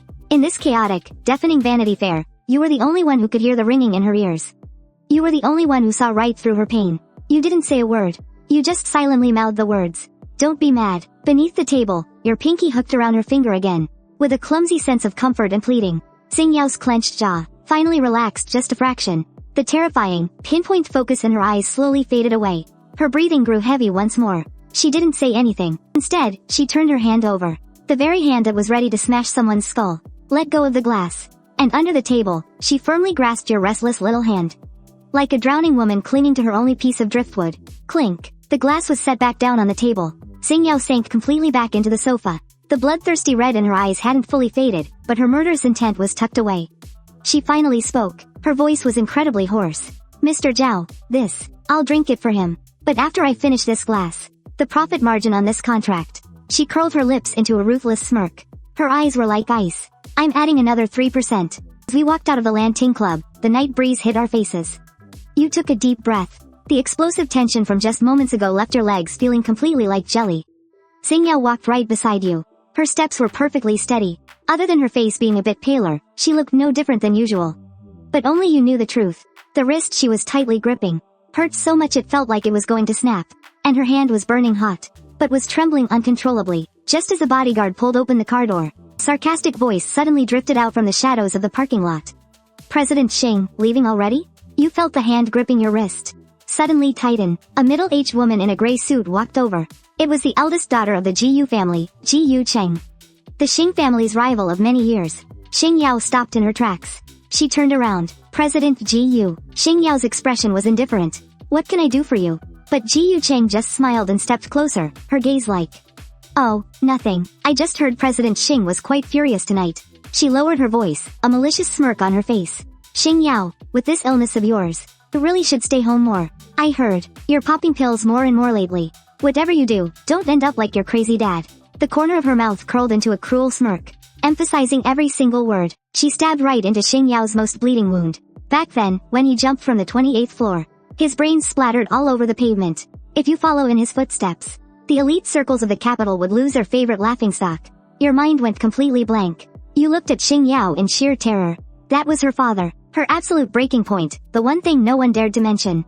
Every bodyguard around you reached for their waistbands, just waiting for a single look from Xingyao. However, the explosive rage you expected never came. Xingyao smiled, a perfectly flawless, textbook smile. Her voice was gentle, yet it made your blood run completely cold. Auntie Jiyu, you're joking. She paused. She actually stepped forward and adjusted Jiyu Cheng's collar, her tone sickeningly sweet. After all, if I drop dead, who's going to be left? To bury the Jiyu family? Jiyu Cheng's smile instantly froze on her face. Before she could even react, Xingyao patted her on the shoulder. She grabbed you, still standing there completely dumbfounded, and walked straight into the car. Drive. The very second the car door clicked shut, the smile on Xingyao's face shattered like a porcelain mask, vanished in an instant, replaced by a suffocating, dead silence. Her voice was raspy, back to Xing manner. Then, she pressed a button, and the soundproof partition slowly rolled up. The backseat instantly turned into an enclosed, suffocating cage. And inside this cage, it was just you. And a wild beast on the verge of a complete breakdown. You shrank into the corner, too terrified to even breathe. The lights in the car were off. Through the flashing shadows rushing past the window, you saw Xingyao leaning back against the seat, her head tilted up and eyes tightly shut.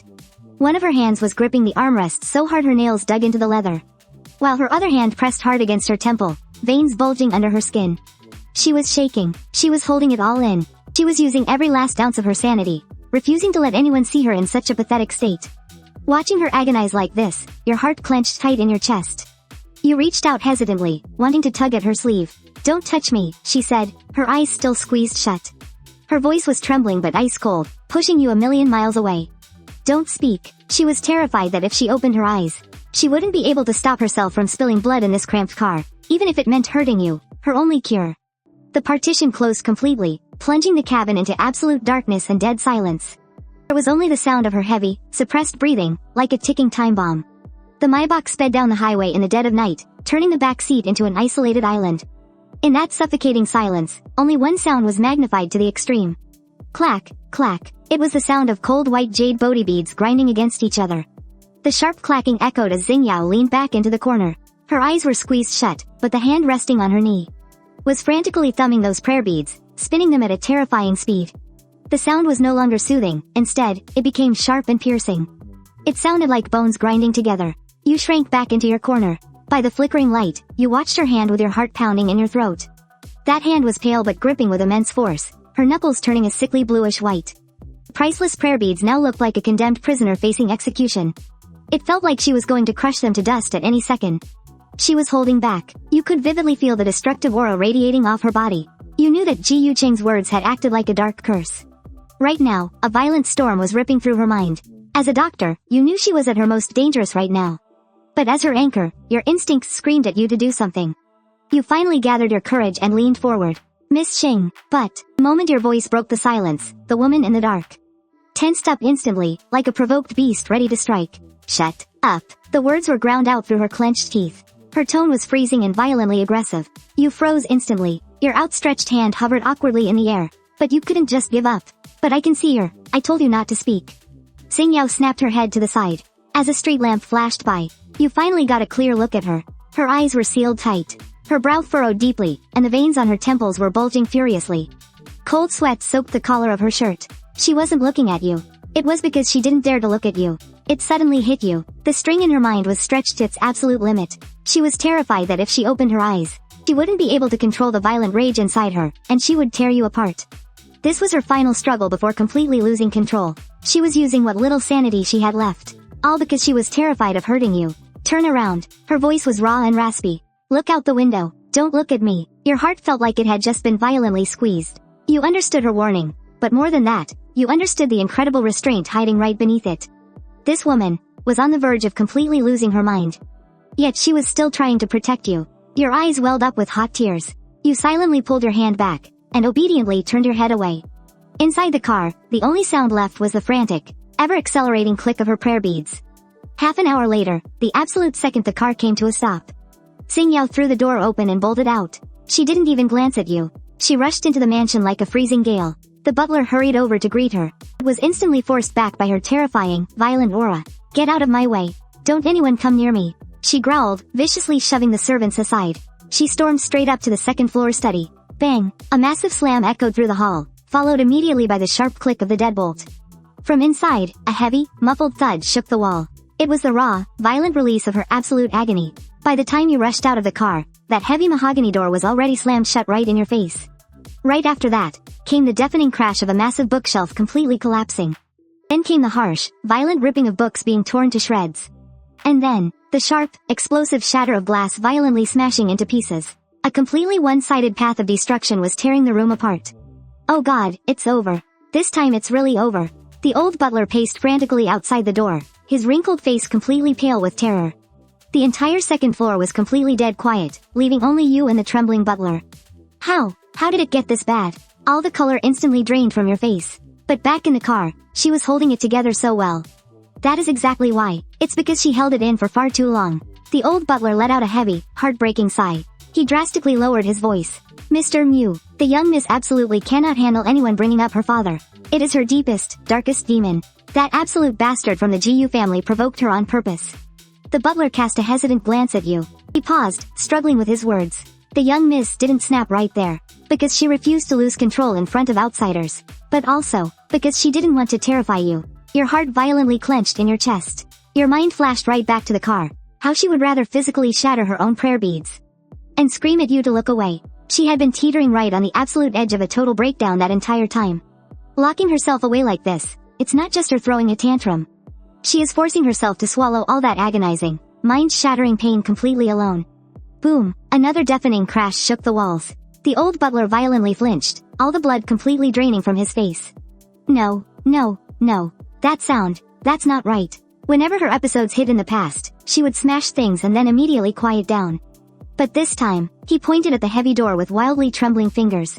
This time, she's looking for pain. Looking for pain? You stared at him, utterly confused. When her bipolar episodes push her to the absolute brink, she needs pure physical agony just to distract herself from the mental torture. The butler's voice completely broke into a desperate sob. If we don't force our way in there and stop her, today, this won't end until there is blood. Blood? That word violently pierced through your eardrums like a massive, jagged needle. Your mind instantly flashed to her hands. Those exact same, gentle hands that had just protected you. The ones that tenderly served you food. Is she Is she literally tearing herself apart in there? Where the hell is the spare key? You suddenly speak up, your voice absolute and unwavering. The housekeeper freezes. Mr. Mew, give me the spare key. You hold out your hand. Your eyes are dead set. I am a doctor. I'm her doctor. Are we really just going to stand here until she gets herself killed in there? The housekeeper hesitates, but hearing the chaotic, out of control crashing inside, she grits her teeth and pulls out a key. She hands it to you, trembling. Mr. Mew, please, be careful. You take the key. The cold metal feels heavy in your palm. You step up to the door. Through the thick wood, you can almost hear her ragged, heavy breathing. It sounds like the dying wail of a trapped animal. You take a deep breath, push away any hesitation, and slide the key into the lock. The lock clicks. You push the study door open. You braced yourself to see a raving lunatic, but instead, the room is dead silent. Heavy curtains block out every last drop of sunlight.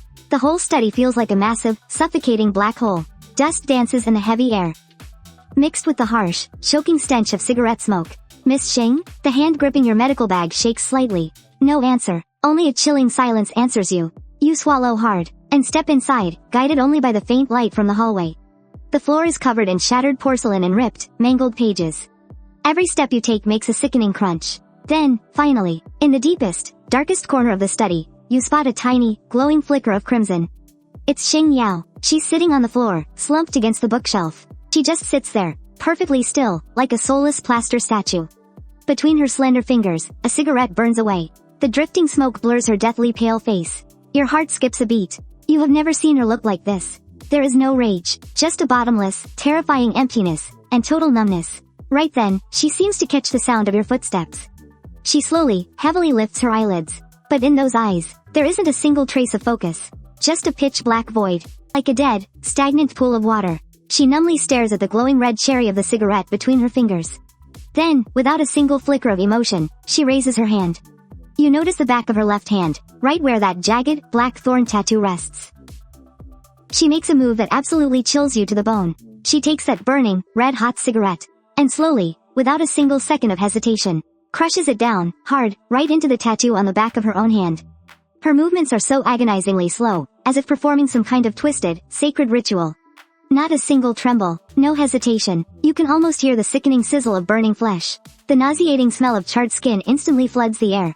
But her? She doesn't even flinch. She just tilts her head, her gaze entirely empty, watching the glowing ember sink deeper and deeper into her own skin, watching the flesh turn black and curl up, as if that hand doesn't even belong to her. This scene is just too horrifying, too brutal. Your pupils shrink violently. All the blood in your body instantly rushes to your head. In this very moment, your instincts as a doctor, mixed with the ache in your heart for the woman who has protected you all this time, completely wash away any fear you had of who she is. Screw her title as the queen of the capital. Screw the fact that she's your creditor. Right now, in your eyes, she is only one thing. A patient destroying herself. Xingyao, you let out a gut-wrenching scream. It's the very first time you've ever called her by her full name. The medical kit in your hands crashes to the floor, but you couldn't care less. You throw yourself at her recklessly. Are you insane? You rush right up to her, and without a second thought, you slap the cigarette right out of her hand. Scalding ash splatters across the back of your own hand. But you don't feel the pain at all. With trembling hands, you gently but firmly cup her mutilated left hand. Right in the center of her beautiful thorn tattoo, is a charred, deeply burned crater. The skin around it is blistered and swollen red. It's horrifying to look at. The sickening smell of burnt flesh hits your nose, slicing through you like a blade. It brutally tears right through your emotional defenses. You just can't hold it in anymore. A broken sob escapes your throat. How could you do this to yourself? Doesn't it hurt? It is only then that Xingyao, her cigarette knocked away, finally snaps out of her trance. She blinks, slowly, her eyes slowly focusing, until they lock onto your face. A face completely covered in tears. She freezes. She doesn't understand why you're crying. She's the one in pain, so why do you look like you're hurting even more than she is? Right then, the sound of your crying acts like a tether, violently yanking her out of that dark, noisy world in her head. She sluggishly shifts her gaze, her eyes resting on your tear-stained face. The fear in your eyes is still there, but it's completely overshadowed by an overwhelming, overflowing sense of sorrow and tenderness. Tenderness? The corner of her mouth twitches stiffly. The interrupted high of her self-destruction sparks a violent wave of irritation inside her. A second later, she finally speaks. Who the hell let you in? Her voice is rough and hoarse, grating like pieces of rusted metal rubbing together. She tries to snatch her hand back, but you hold onto it tightly. Instantly, her eyes turn ice cold, glaring at you with a deadly intensity. I told you to get the hell out. Do it now, while I don't feel like strangling you to death. This isn't just an empty threat. Her sanity is hanging by a thread, and the violent urges inside her are still screaming. She's terrified she might lose control and tear a fragile little thing like you to pieces. Anyone else would have been scared out of their mind and run for their life by now. But, you don't. You stare right into her hollow eyes, looking past all those sharp thorns she's deliberately putting up. And instead of letting go, you hold on to her even tighter. I'm not leaving. I am your doctor. If I leave, what's gonna happen to your hand? Do you want it to be completely ruined? You actually yelled at her. You, the quiet boy who normally wouldn't even dare to raise his voice, actually yelled at the queen of the elite circle. Xingyao froze instantly, and in that stunned moment, you frantically dug the burn ointment out of your pocket, twisting off the cap with shaking fingers. You squeezed out a thick blob of ointment. Don't move, please, just don't move. Your cool fingertips, covered in the ointment, carefully spread it around the edges of her wound. That soothing coolness miraculously overpowered the agonizing, burning pain. Xingyao's tense muscles unknowingly began to relax.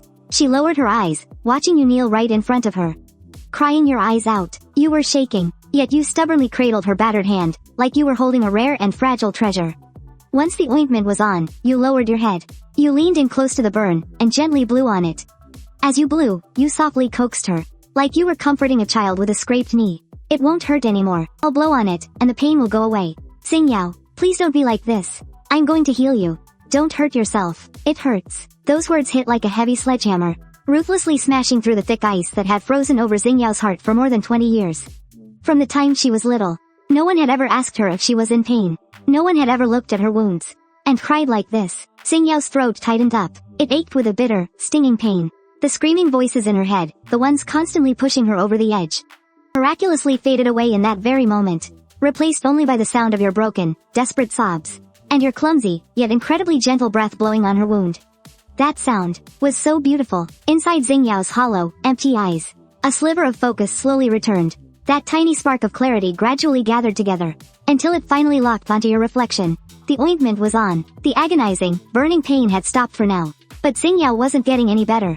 On the contrary, once the intense pain washed away, a much more terrifying reaction swept over her. She was shaking. At first, it was just a slight tremble in her fingertips, then her arms.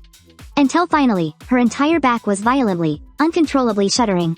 Yet, Xingyao felt like she had been tossed straight into a freezing icebox. It wasn't just cold skin. It was a despairing, bone-deep chill seeping out from her very marrow. This was the brutal physical crash that followed a bipolar episode, caused by her adrenaline rapidly draining away. In the dead silence, you could even hear her teeth chattering together. Her head hung low, her messy white hair completely covering her eyes. She desperately wanted to stop this humiliating shaking, but she just couldn't. She was like a completely broken machine, just completely falling apart. Miss Xing, you said, still kneeling right in front of her. Holding her wounded hand, the feeling against your palm is as cold as ancient ice. You can clearly feel how helpless and fragile she really is. The arrogant queen of high society, the same Xingyao who tried to choke you just moments ago, is now as fragile as a thin sheet of paper. Are you cold? To pay off their debts, your parents sold you overnight to this wealthy heiress, who suffers from bipolar disorder and extreme sensitivity to sound. Xingyao doesn't answer. She just mechanically tries to pull her hand away. She wants to shrink back into that dark corner. Don't look. Don't look at how pathetic she is right now. It's too ugly. Watching her try to hide, her heart aches so much it feels like it might burst. She's not a monster. She's just a sick girl who has no one to love her. I'm not leaving. The next second, you shuffle forward on your knees. Even though the broken porcelain pierces your skin, you don't stop. You crawl right in front of her, and open your arms. Like a little bird trying to warm a freezing traveler, without any hesitation. You wrap your arms tightly around her waist. Xingyao's violently trembling body suddenly goes rigid. What is this? A warm, soft embrace, full of vibrant life. A hug that's trying with all its might to warm her up. You press your cheek against her freezing chest, listening to her heart beating in an absolute panic. It's beating so fast. Miss Xing, please stop shaking. You close your eyes, and tighten your grip, wishing you could transfer every ounce of your body heat to her. Stop hurting, okay? I'm right here. Xingyao just sits there, completely frozen. Her hands hover in midair, completely at a loss. The dark voices in her head telling her to end it all suddenly go completely silent. The whole world fades away until there's only you. You told me to get lost. But I'm your medicine. You look up at her. There's no disgust or fear in your eyes. Only a raw, absolute sincerity that makes her very soul tremble. How could I ever leave? I'm right here. I'm not going anywhere. Those few, simple words are like a blinding ray of light, tearing through the darkness she's been trapped in for over 20 years. In that exact moment, Xingyao feels something breaking through the frozen soil of her deadened heart. The bitter cold seeping from deep inside her bones finally starts to fade. In its place is a rush of burning warmth. He isn't disgusted by me. He just saw me at my absolute worst, in my most insane, unhinged state. And yet, he still chose to hold me this tightly. Moog. Xingyao whispers your name, her voice raw and hoarse, her eyes turning a heartbreaking shade of red. But this time, she doesn't push you away. Her hand, which had been hovering in the air, trembles and slowly drops, landing gently on your back. The very second your spine feels the touch of her fingertips, that long-lost, vibrant warmth flows right back into her body. For the first time in 25 years, this was the first time that, during her ugliest moments of a breakdown, Xingyao wasn't avoided like the plague. No one stabbed her with tranquilizers, and no one looked at her like she was a monster. There was only you, ignoring the shattered glass all over the floor, kneeling right in front of her, taking her dirty, broken body, and pulling it tightly into your arms. Don't hurt anymore, I'm right here. Those words of yours were like opening Pandora's box. The dead, ashen look in Xingyao's eyes instantly shattered, and replacing it was a craving intense enough to burn every last shred of reason. It wasn't enough. Just hugging her like this wasn't nearly enough. Every cell in her body was screaming. It was the ultimate, explosive backlash of her extreme touch starvation. She had been freezing for far too long. Now, catching a sudden glimpse of light, she just wanted to crush you into her very flesh, and never, ever let go. Mu Zhe. Xingyao murmured your name, her voice completely hoarse, sounding like the low growl of a wild beast. The very next second, she suddenly moved. She violently tightened her arms around you, with a terrifying strength that felt like it would snap your waist in half. You let out a sharp gasp, and before you could even react, your whole world spun. Xingyao clamped one hand onto the back of your head, locked her other arm around your waist, and forcefully slammed you against her chest. Every last sliver of space between you vanished. You were practically embedded into her body. Miss Xing, you started to panic. She was squeezing you so hard you could barely breathe, but Xingyao couldn't hear a thing.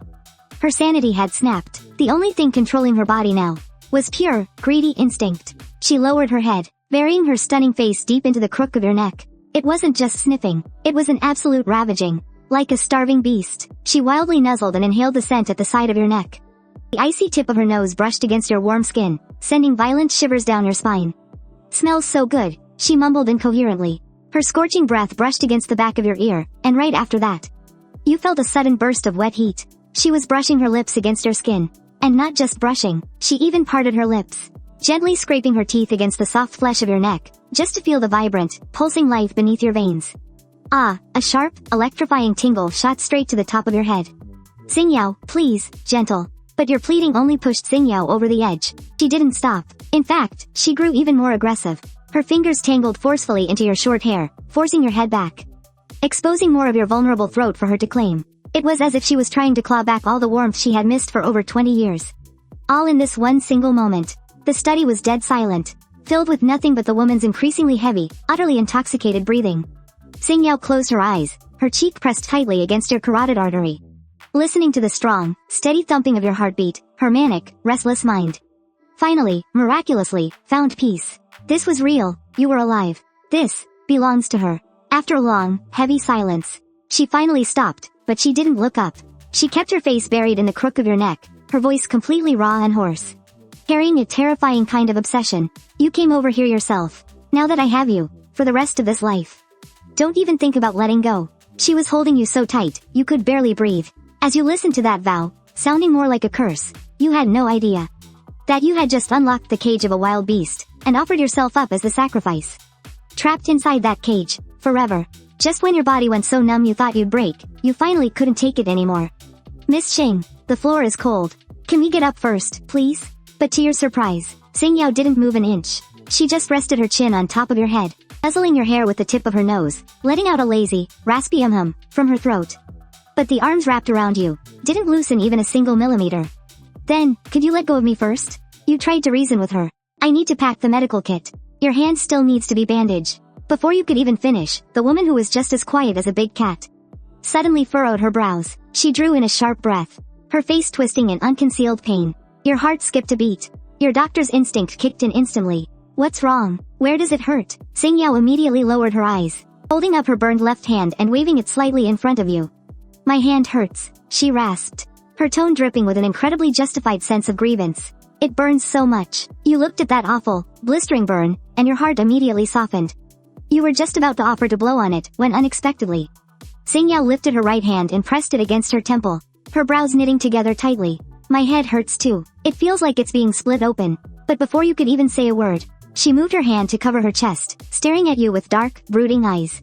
It hurts here, too. You were completely stunned. Your chest? Is it angina? Or some kind of complication? Panicking, you immediately reached out to check her pulse. But Xingyao dodged your hand. Those deep, intense eyes locked right onto yours. Her tone sounding both resentful and dangerously low. If you leave, then absolutely everywhere is going to hurt.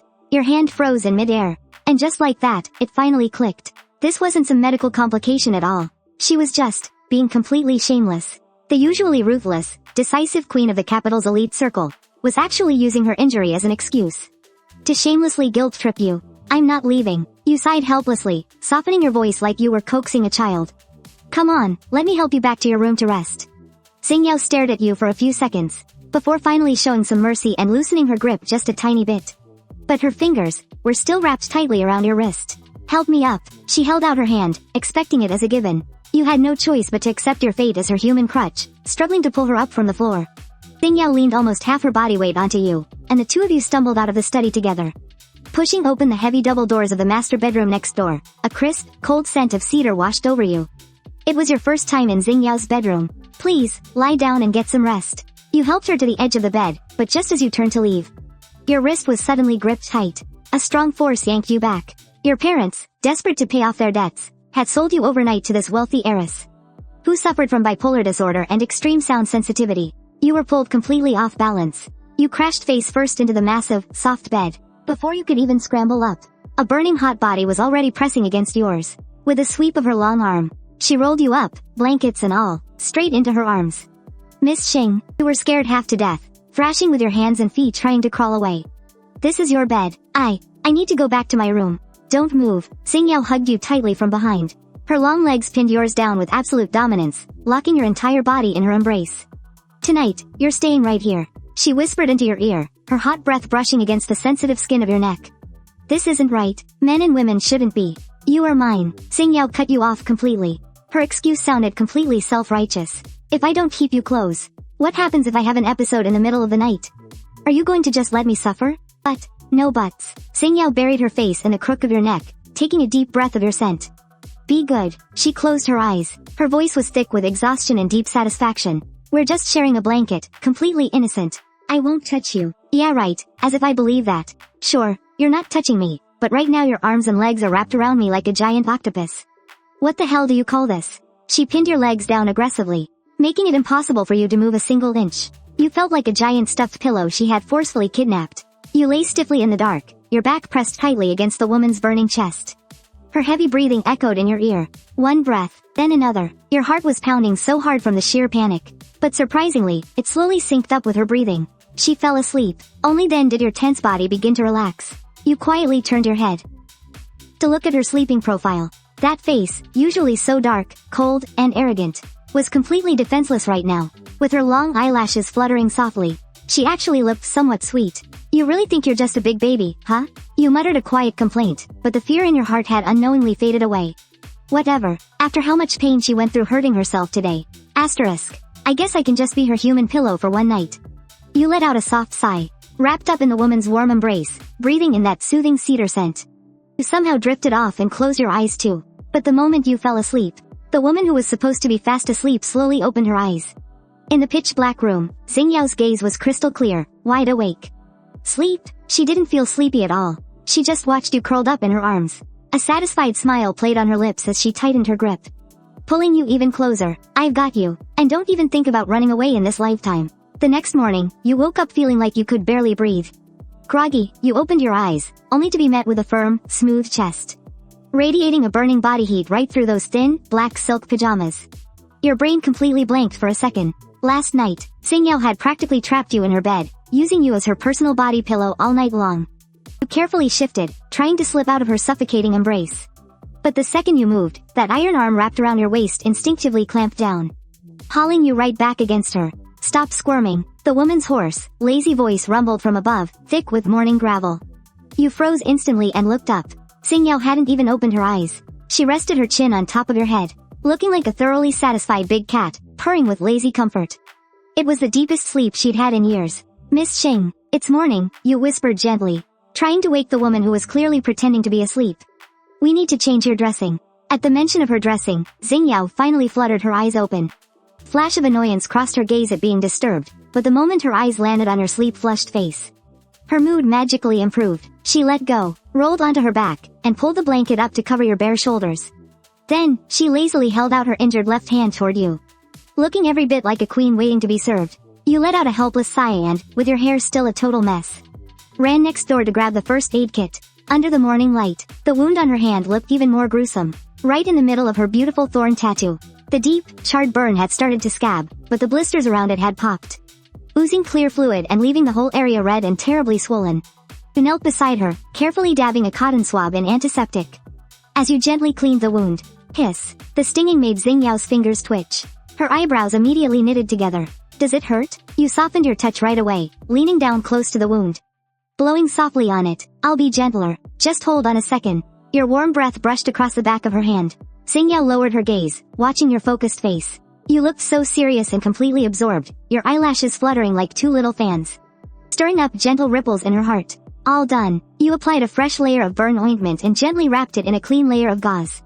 Seeing that gorgeous, almost sculpted hand covered in clunky white gauze, your heart ached a little. Miss Xing, you couldn't help but speak up as you packed away the first aid kit. Your voice soft, but edged with a hint of reproach. Next time, please, stop doing this. Xingyao leaned against the headboard, looking at her own hand with casual indifference. Stop doing what? Stop hurting yourself. You looked up at her, your wide eyes filled with absolute seriousness. This wound, it's definitely going to leave a scar. A scar? Xingyao held up her left hand, inspecting it against the sunlight. What's wrong with a scar? Her sudden question caught you completely off guard. Of course it's bad. It's so ugly. Well, I think it's perfect. Before you could even finish, Xingyao suddenly leaned in. Her stunning face closed the distance between you in a flash. The very next second, she reached out with her bandaged hand, gently brushing the back of her fingers against your flushed cheek. The rough texture of the gauze made you instinctively shrink back a little. Moog, she whispered, locking her eyes onto yours. Her voice was low and husky, pulling you in like a hidden hook.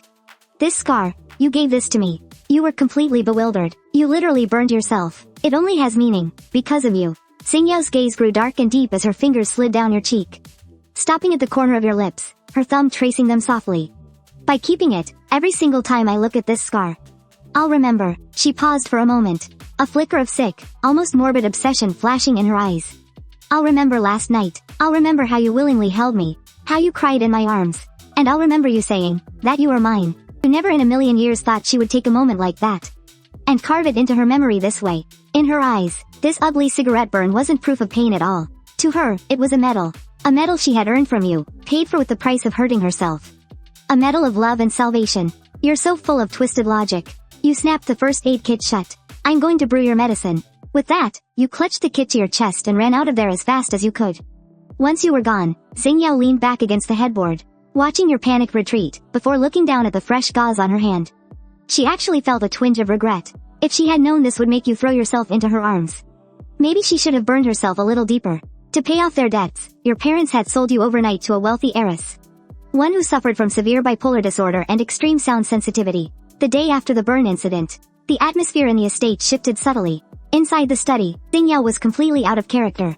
Instead of reviewing her endless documents, she sat there with her brows locked in a deep frown. The butler asked, trembling slightly, Miss, is the calming incense not working well today? You stood there holding the medicine jar, looking just as nervous.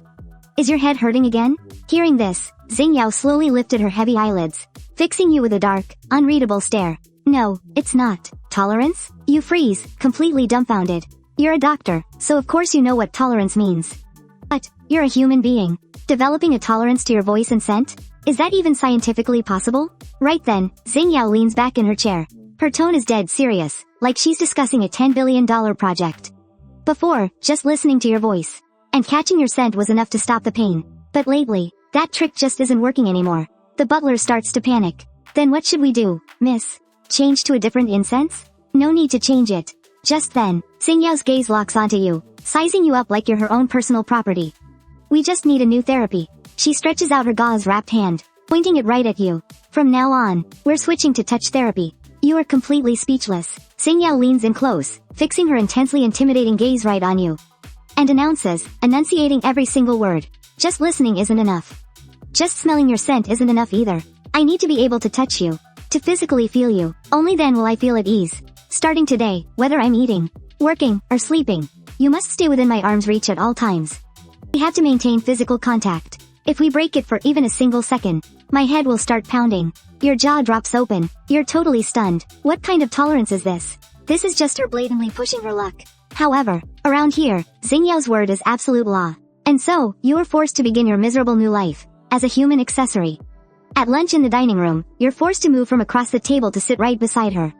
Your left hand is tightly locked inside her palm. You mutter a quiet protest. Miss Xing, how am I supposed to eat like this? But she looks completely unfazed, casually sipping her soup one-handed. Don't you hold your chopsticks with your right hand? Your left hand isn't doing anything anyway. Let me hold it to cure my illness. You want to cry, but no tears come out. But this position is so awkward. Awkward? The moment those words leave your mouth, Xingyao instantly puts on a pained expression. But, the moment I let go, the blood vessels in my head feel like they're going to explode. Do you want me to suffer? Not this trick again. You know damn well she's faking it. But seeing the burn marks on the back of her hand, your heart instantly softens. Alright, fine. We'll hold hands. Giving up completely, you shove your hand a little deeper into hers. Hold on tight, then. Don't let your head explode.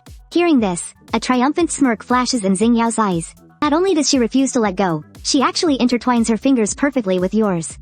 Her thumb gently strokes the back of your hand, as she casually places a piece of fish onto your plate. Be good. Eat up. You're way too skinny. You don't feel nice to hold. After dinner, we moved over to the study. With touch therapy as her ultimate excuse, Xingyao completely dropped the act. She pointed to her massive chair that could easily fit 2 people. Sitting over there is too far. Sit right here. You stared at that chair, a symbol of absolute power. Waving your hands frantically, you said, this isn't appropriate. That's your seat. I told you to sit, so just sit. With a pull of her arm, Xingyao actually dragged you right over. However, she didn't let you sit by yourself. Instead, she pushed you right down beside her, pressed tightly against her thigh. On one hand, she was reviewing contracts worth tens of millions. On the other, her hand was resting naturally on your lower back, gently squeezing your waist from time to time. Or trailing up your spine to softly stroke your short hair. You instantly froze up completely. All you could do was hide your face behind your medical book, unable to read a single word. The woman's warmth and sweet scent completely engulfed you. But the most outrageous part was, the second you tried to inch away to get some air, Xingyao immediately stopped writing. She turned her head, giving you this pitiful, abandoned little kitten look. She didn't even have to say a word. You knew exactly what those eyes meant. My head hurts, hold me. So, you could only sigh and scoot right back, pressing yourself against her once again. Miss Xing, can you really focus on work like this? A perfectly satisfied smirk curled onto Xingyao's lips. My efficiency has doubled, and she was actually telling the truth. Having you around as her personal little koala bear. The very next second, Xingyao tightened her grip, pulling you even deeper into her embrace. Resting her chin snugly in the crook of your neck, she took a long, deep breath of your scent. I am taking you everywhere with me from now on. Mujay, you better be ready. Since you are mine now, you need to get used to being my personal little shadow. Looking out the window, feeling her hand wrapped securely around your waist. All you could do was sigh helplessly. Before you knew it, it was late into the night. Inside the study, Xingyao had just wrapped up a brutal 4-hour overseas conference call, looking completely exhausted. You quickly handed her a glass of warm water. She took a small sip, massaging her temples as she spoke with a voice heavy with exhaustion. Go grab the original files for the West Suburb land plot. You froze for a second. Where are they? Xingyao lifted her chin slightly, pointing toward that massive black safe in the corner. In there, your heart instantly skipped a beat. That was Xingyao's personal safe. The ultimate top-secret vault for the entire Xing business empire. Even the butler who had been with her for decades wouldn't dare step anywhere near it. You nervously fiddled with the hem of your shirt. Miss Xing, that is a safe. I can't open it. Plus, I really shouldn't be touching it. You only wanted to pay off your debt, not get dragged into dark corporate billionaire secrets. However, Xingyao acted like she didn't hear your panic at all. She just sank deeper into the sofa, too exhausted to even open her eyes. Her lips parted slightly as she read out a string of numbers. 9903118. You freeze completely on the spot. The first 2 digits, 99, sound like the word for forever. And 0318 is your birthday. No, it has to be a coincidence. Just as your mind is racing, Xingyao looks at you through half-closed eyes. Her tone is lazy. I gave you the password. Go open it. Your hands and feet go completely numb. She actually gave you the password. That means, she's exposing all her hidden cards to you, completely without reservation. You take a deep breath and walk over to the safe. You type in the numbers, and a heavy door pops open with a click. You pull it wide open, and your pupils instantly shrink. On the top shelf are classified documents and corporate seals. In the middle is a row of gold bars, sitting right next to some cold steel. But right in the most obvious spot sits a brown manila envelope. It's unsealed, and you immediately recognize the familiar handwriting on it. It's the very debt contract the Mew family signed back then, along with the fatal evidence of your father's illegal dealings. With those in your hands, you could destroy the Mew family at any moment. Hell, you could just grab one of her trade secrets and sell it to a rival. And it would be enough to cost Xingyao everything. Does she really trust you this much? Your fingers tremble slightly, but you don't touch the blackmail material. You don't even give the gold bars a second glance. You just stare straight ahead and pull out the file she asked for. Then you quickly push the heavy door shut. Click. As the lock engages, you let out a long, heavy sigh of relief. You walk back to the couch with the file. Miss Xing, here's the file, but Xingyao doesn't take it. Her dark, deep eyes just stare at you quietly. Her voice carries a teasing, unreadable edge. Probing you. Didn't take anything else? Like, the Mew family's dirty secrets? Or grab a gold bar and make a run for it? Your parents, to clear their debts, sold you off overnight to this bipolar, noise-sensitive, filthy rich heiress. You set the file down on the coffee table and look her dead in the eye.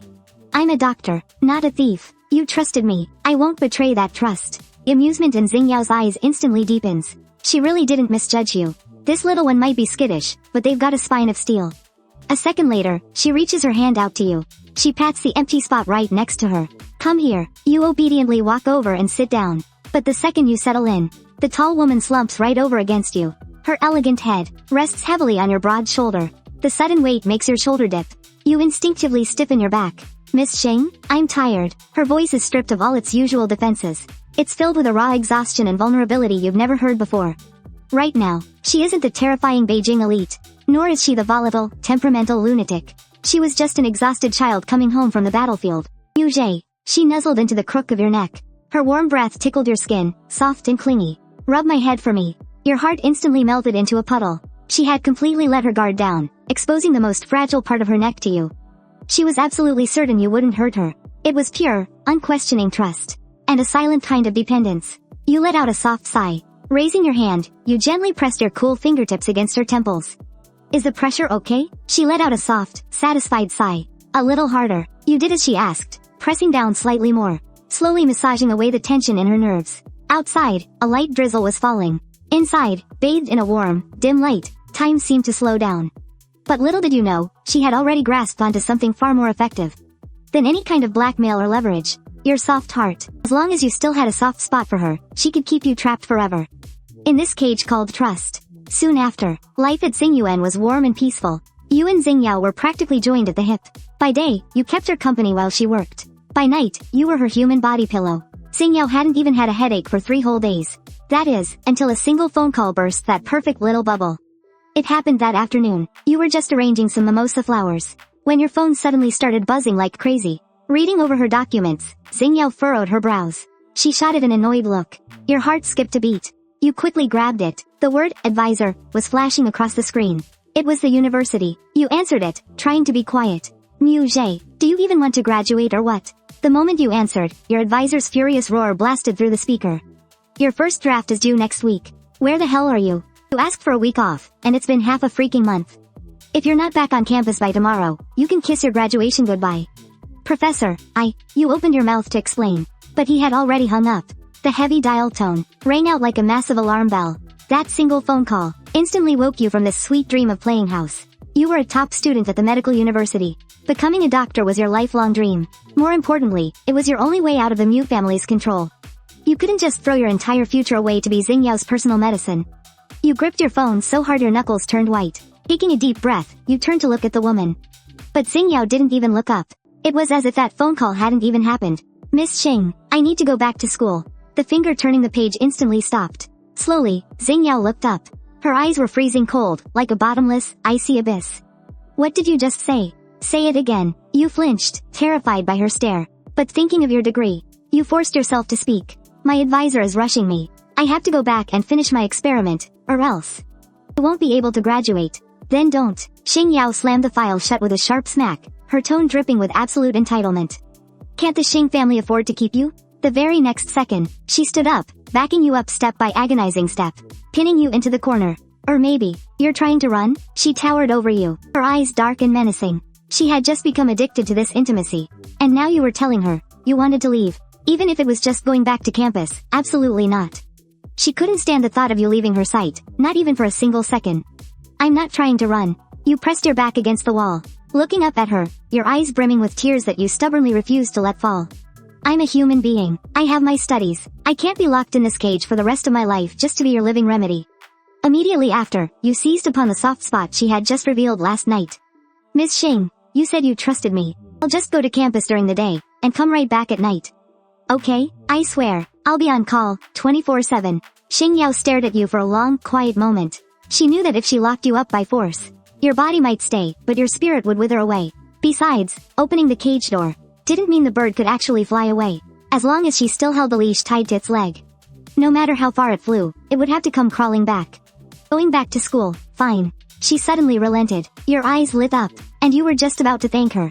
But, Xingyao sharply changed the subject, pulling a delicate black velvet box from her pocket. You have to wear this. She popped the box open with one hand. Inside lay an incredibly thin silver chain. The pendant was a peculiar, hollowed-out little silver sphere. What is this? An amulet. Xingyao took the necklace out, giving you absolutely zero chance to refuse. Reaching both hands around the back of your neck, she fastened it on you herself. Click. A faint, crisp sound of a lock snapping shut. The freezing metal pressed against your skin, making you shiver. Xingyao secured the clasp, her thumb gently rubbing that little silver sphere. She let her fingers trail over the sensitive skin on the back of your neck.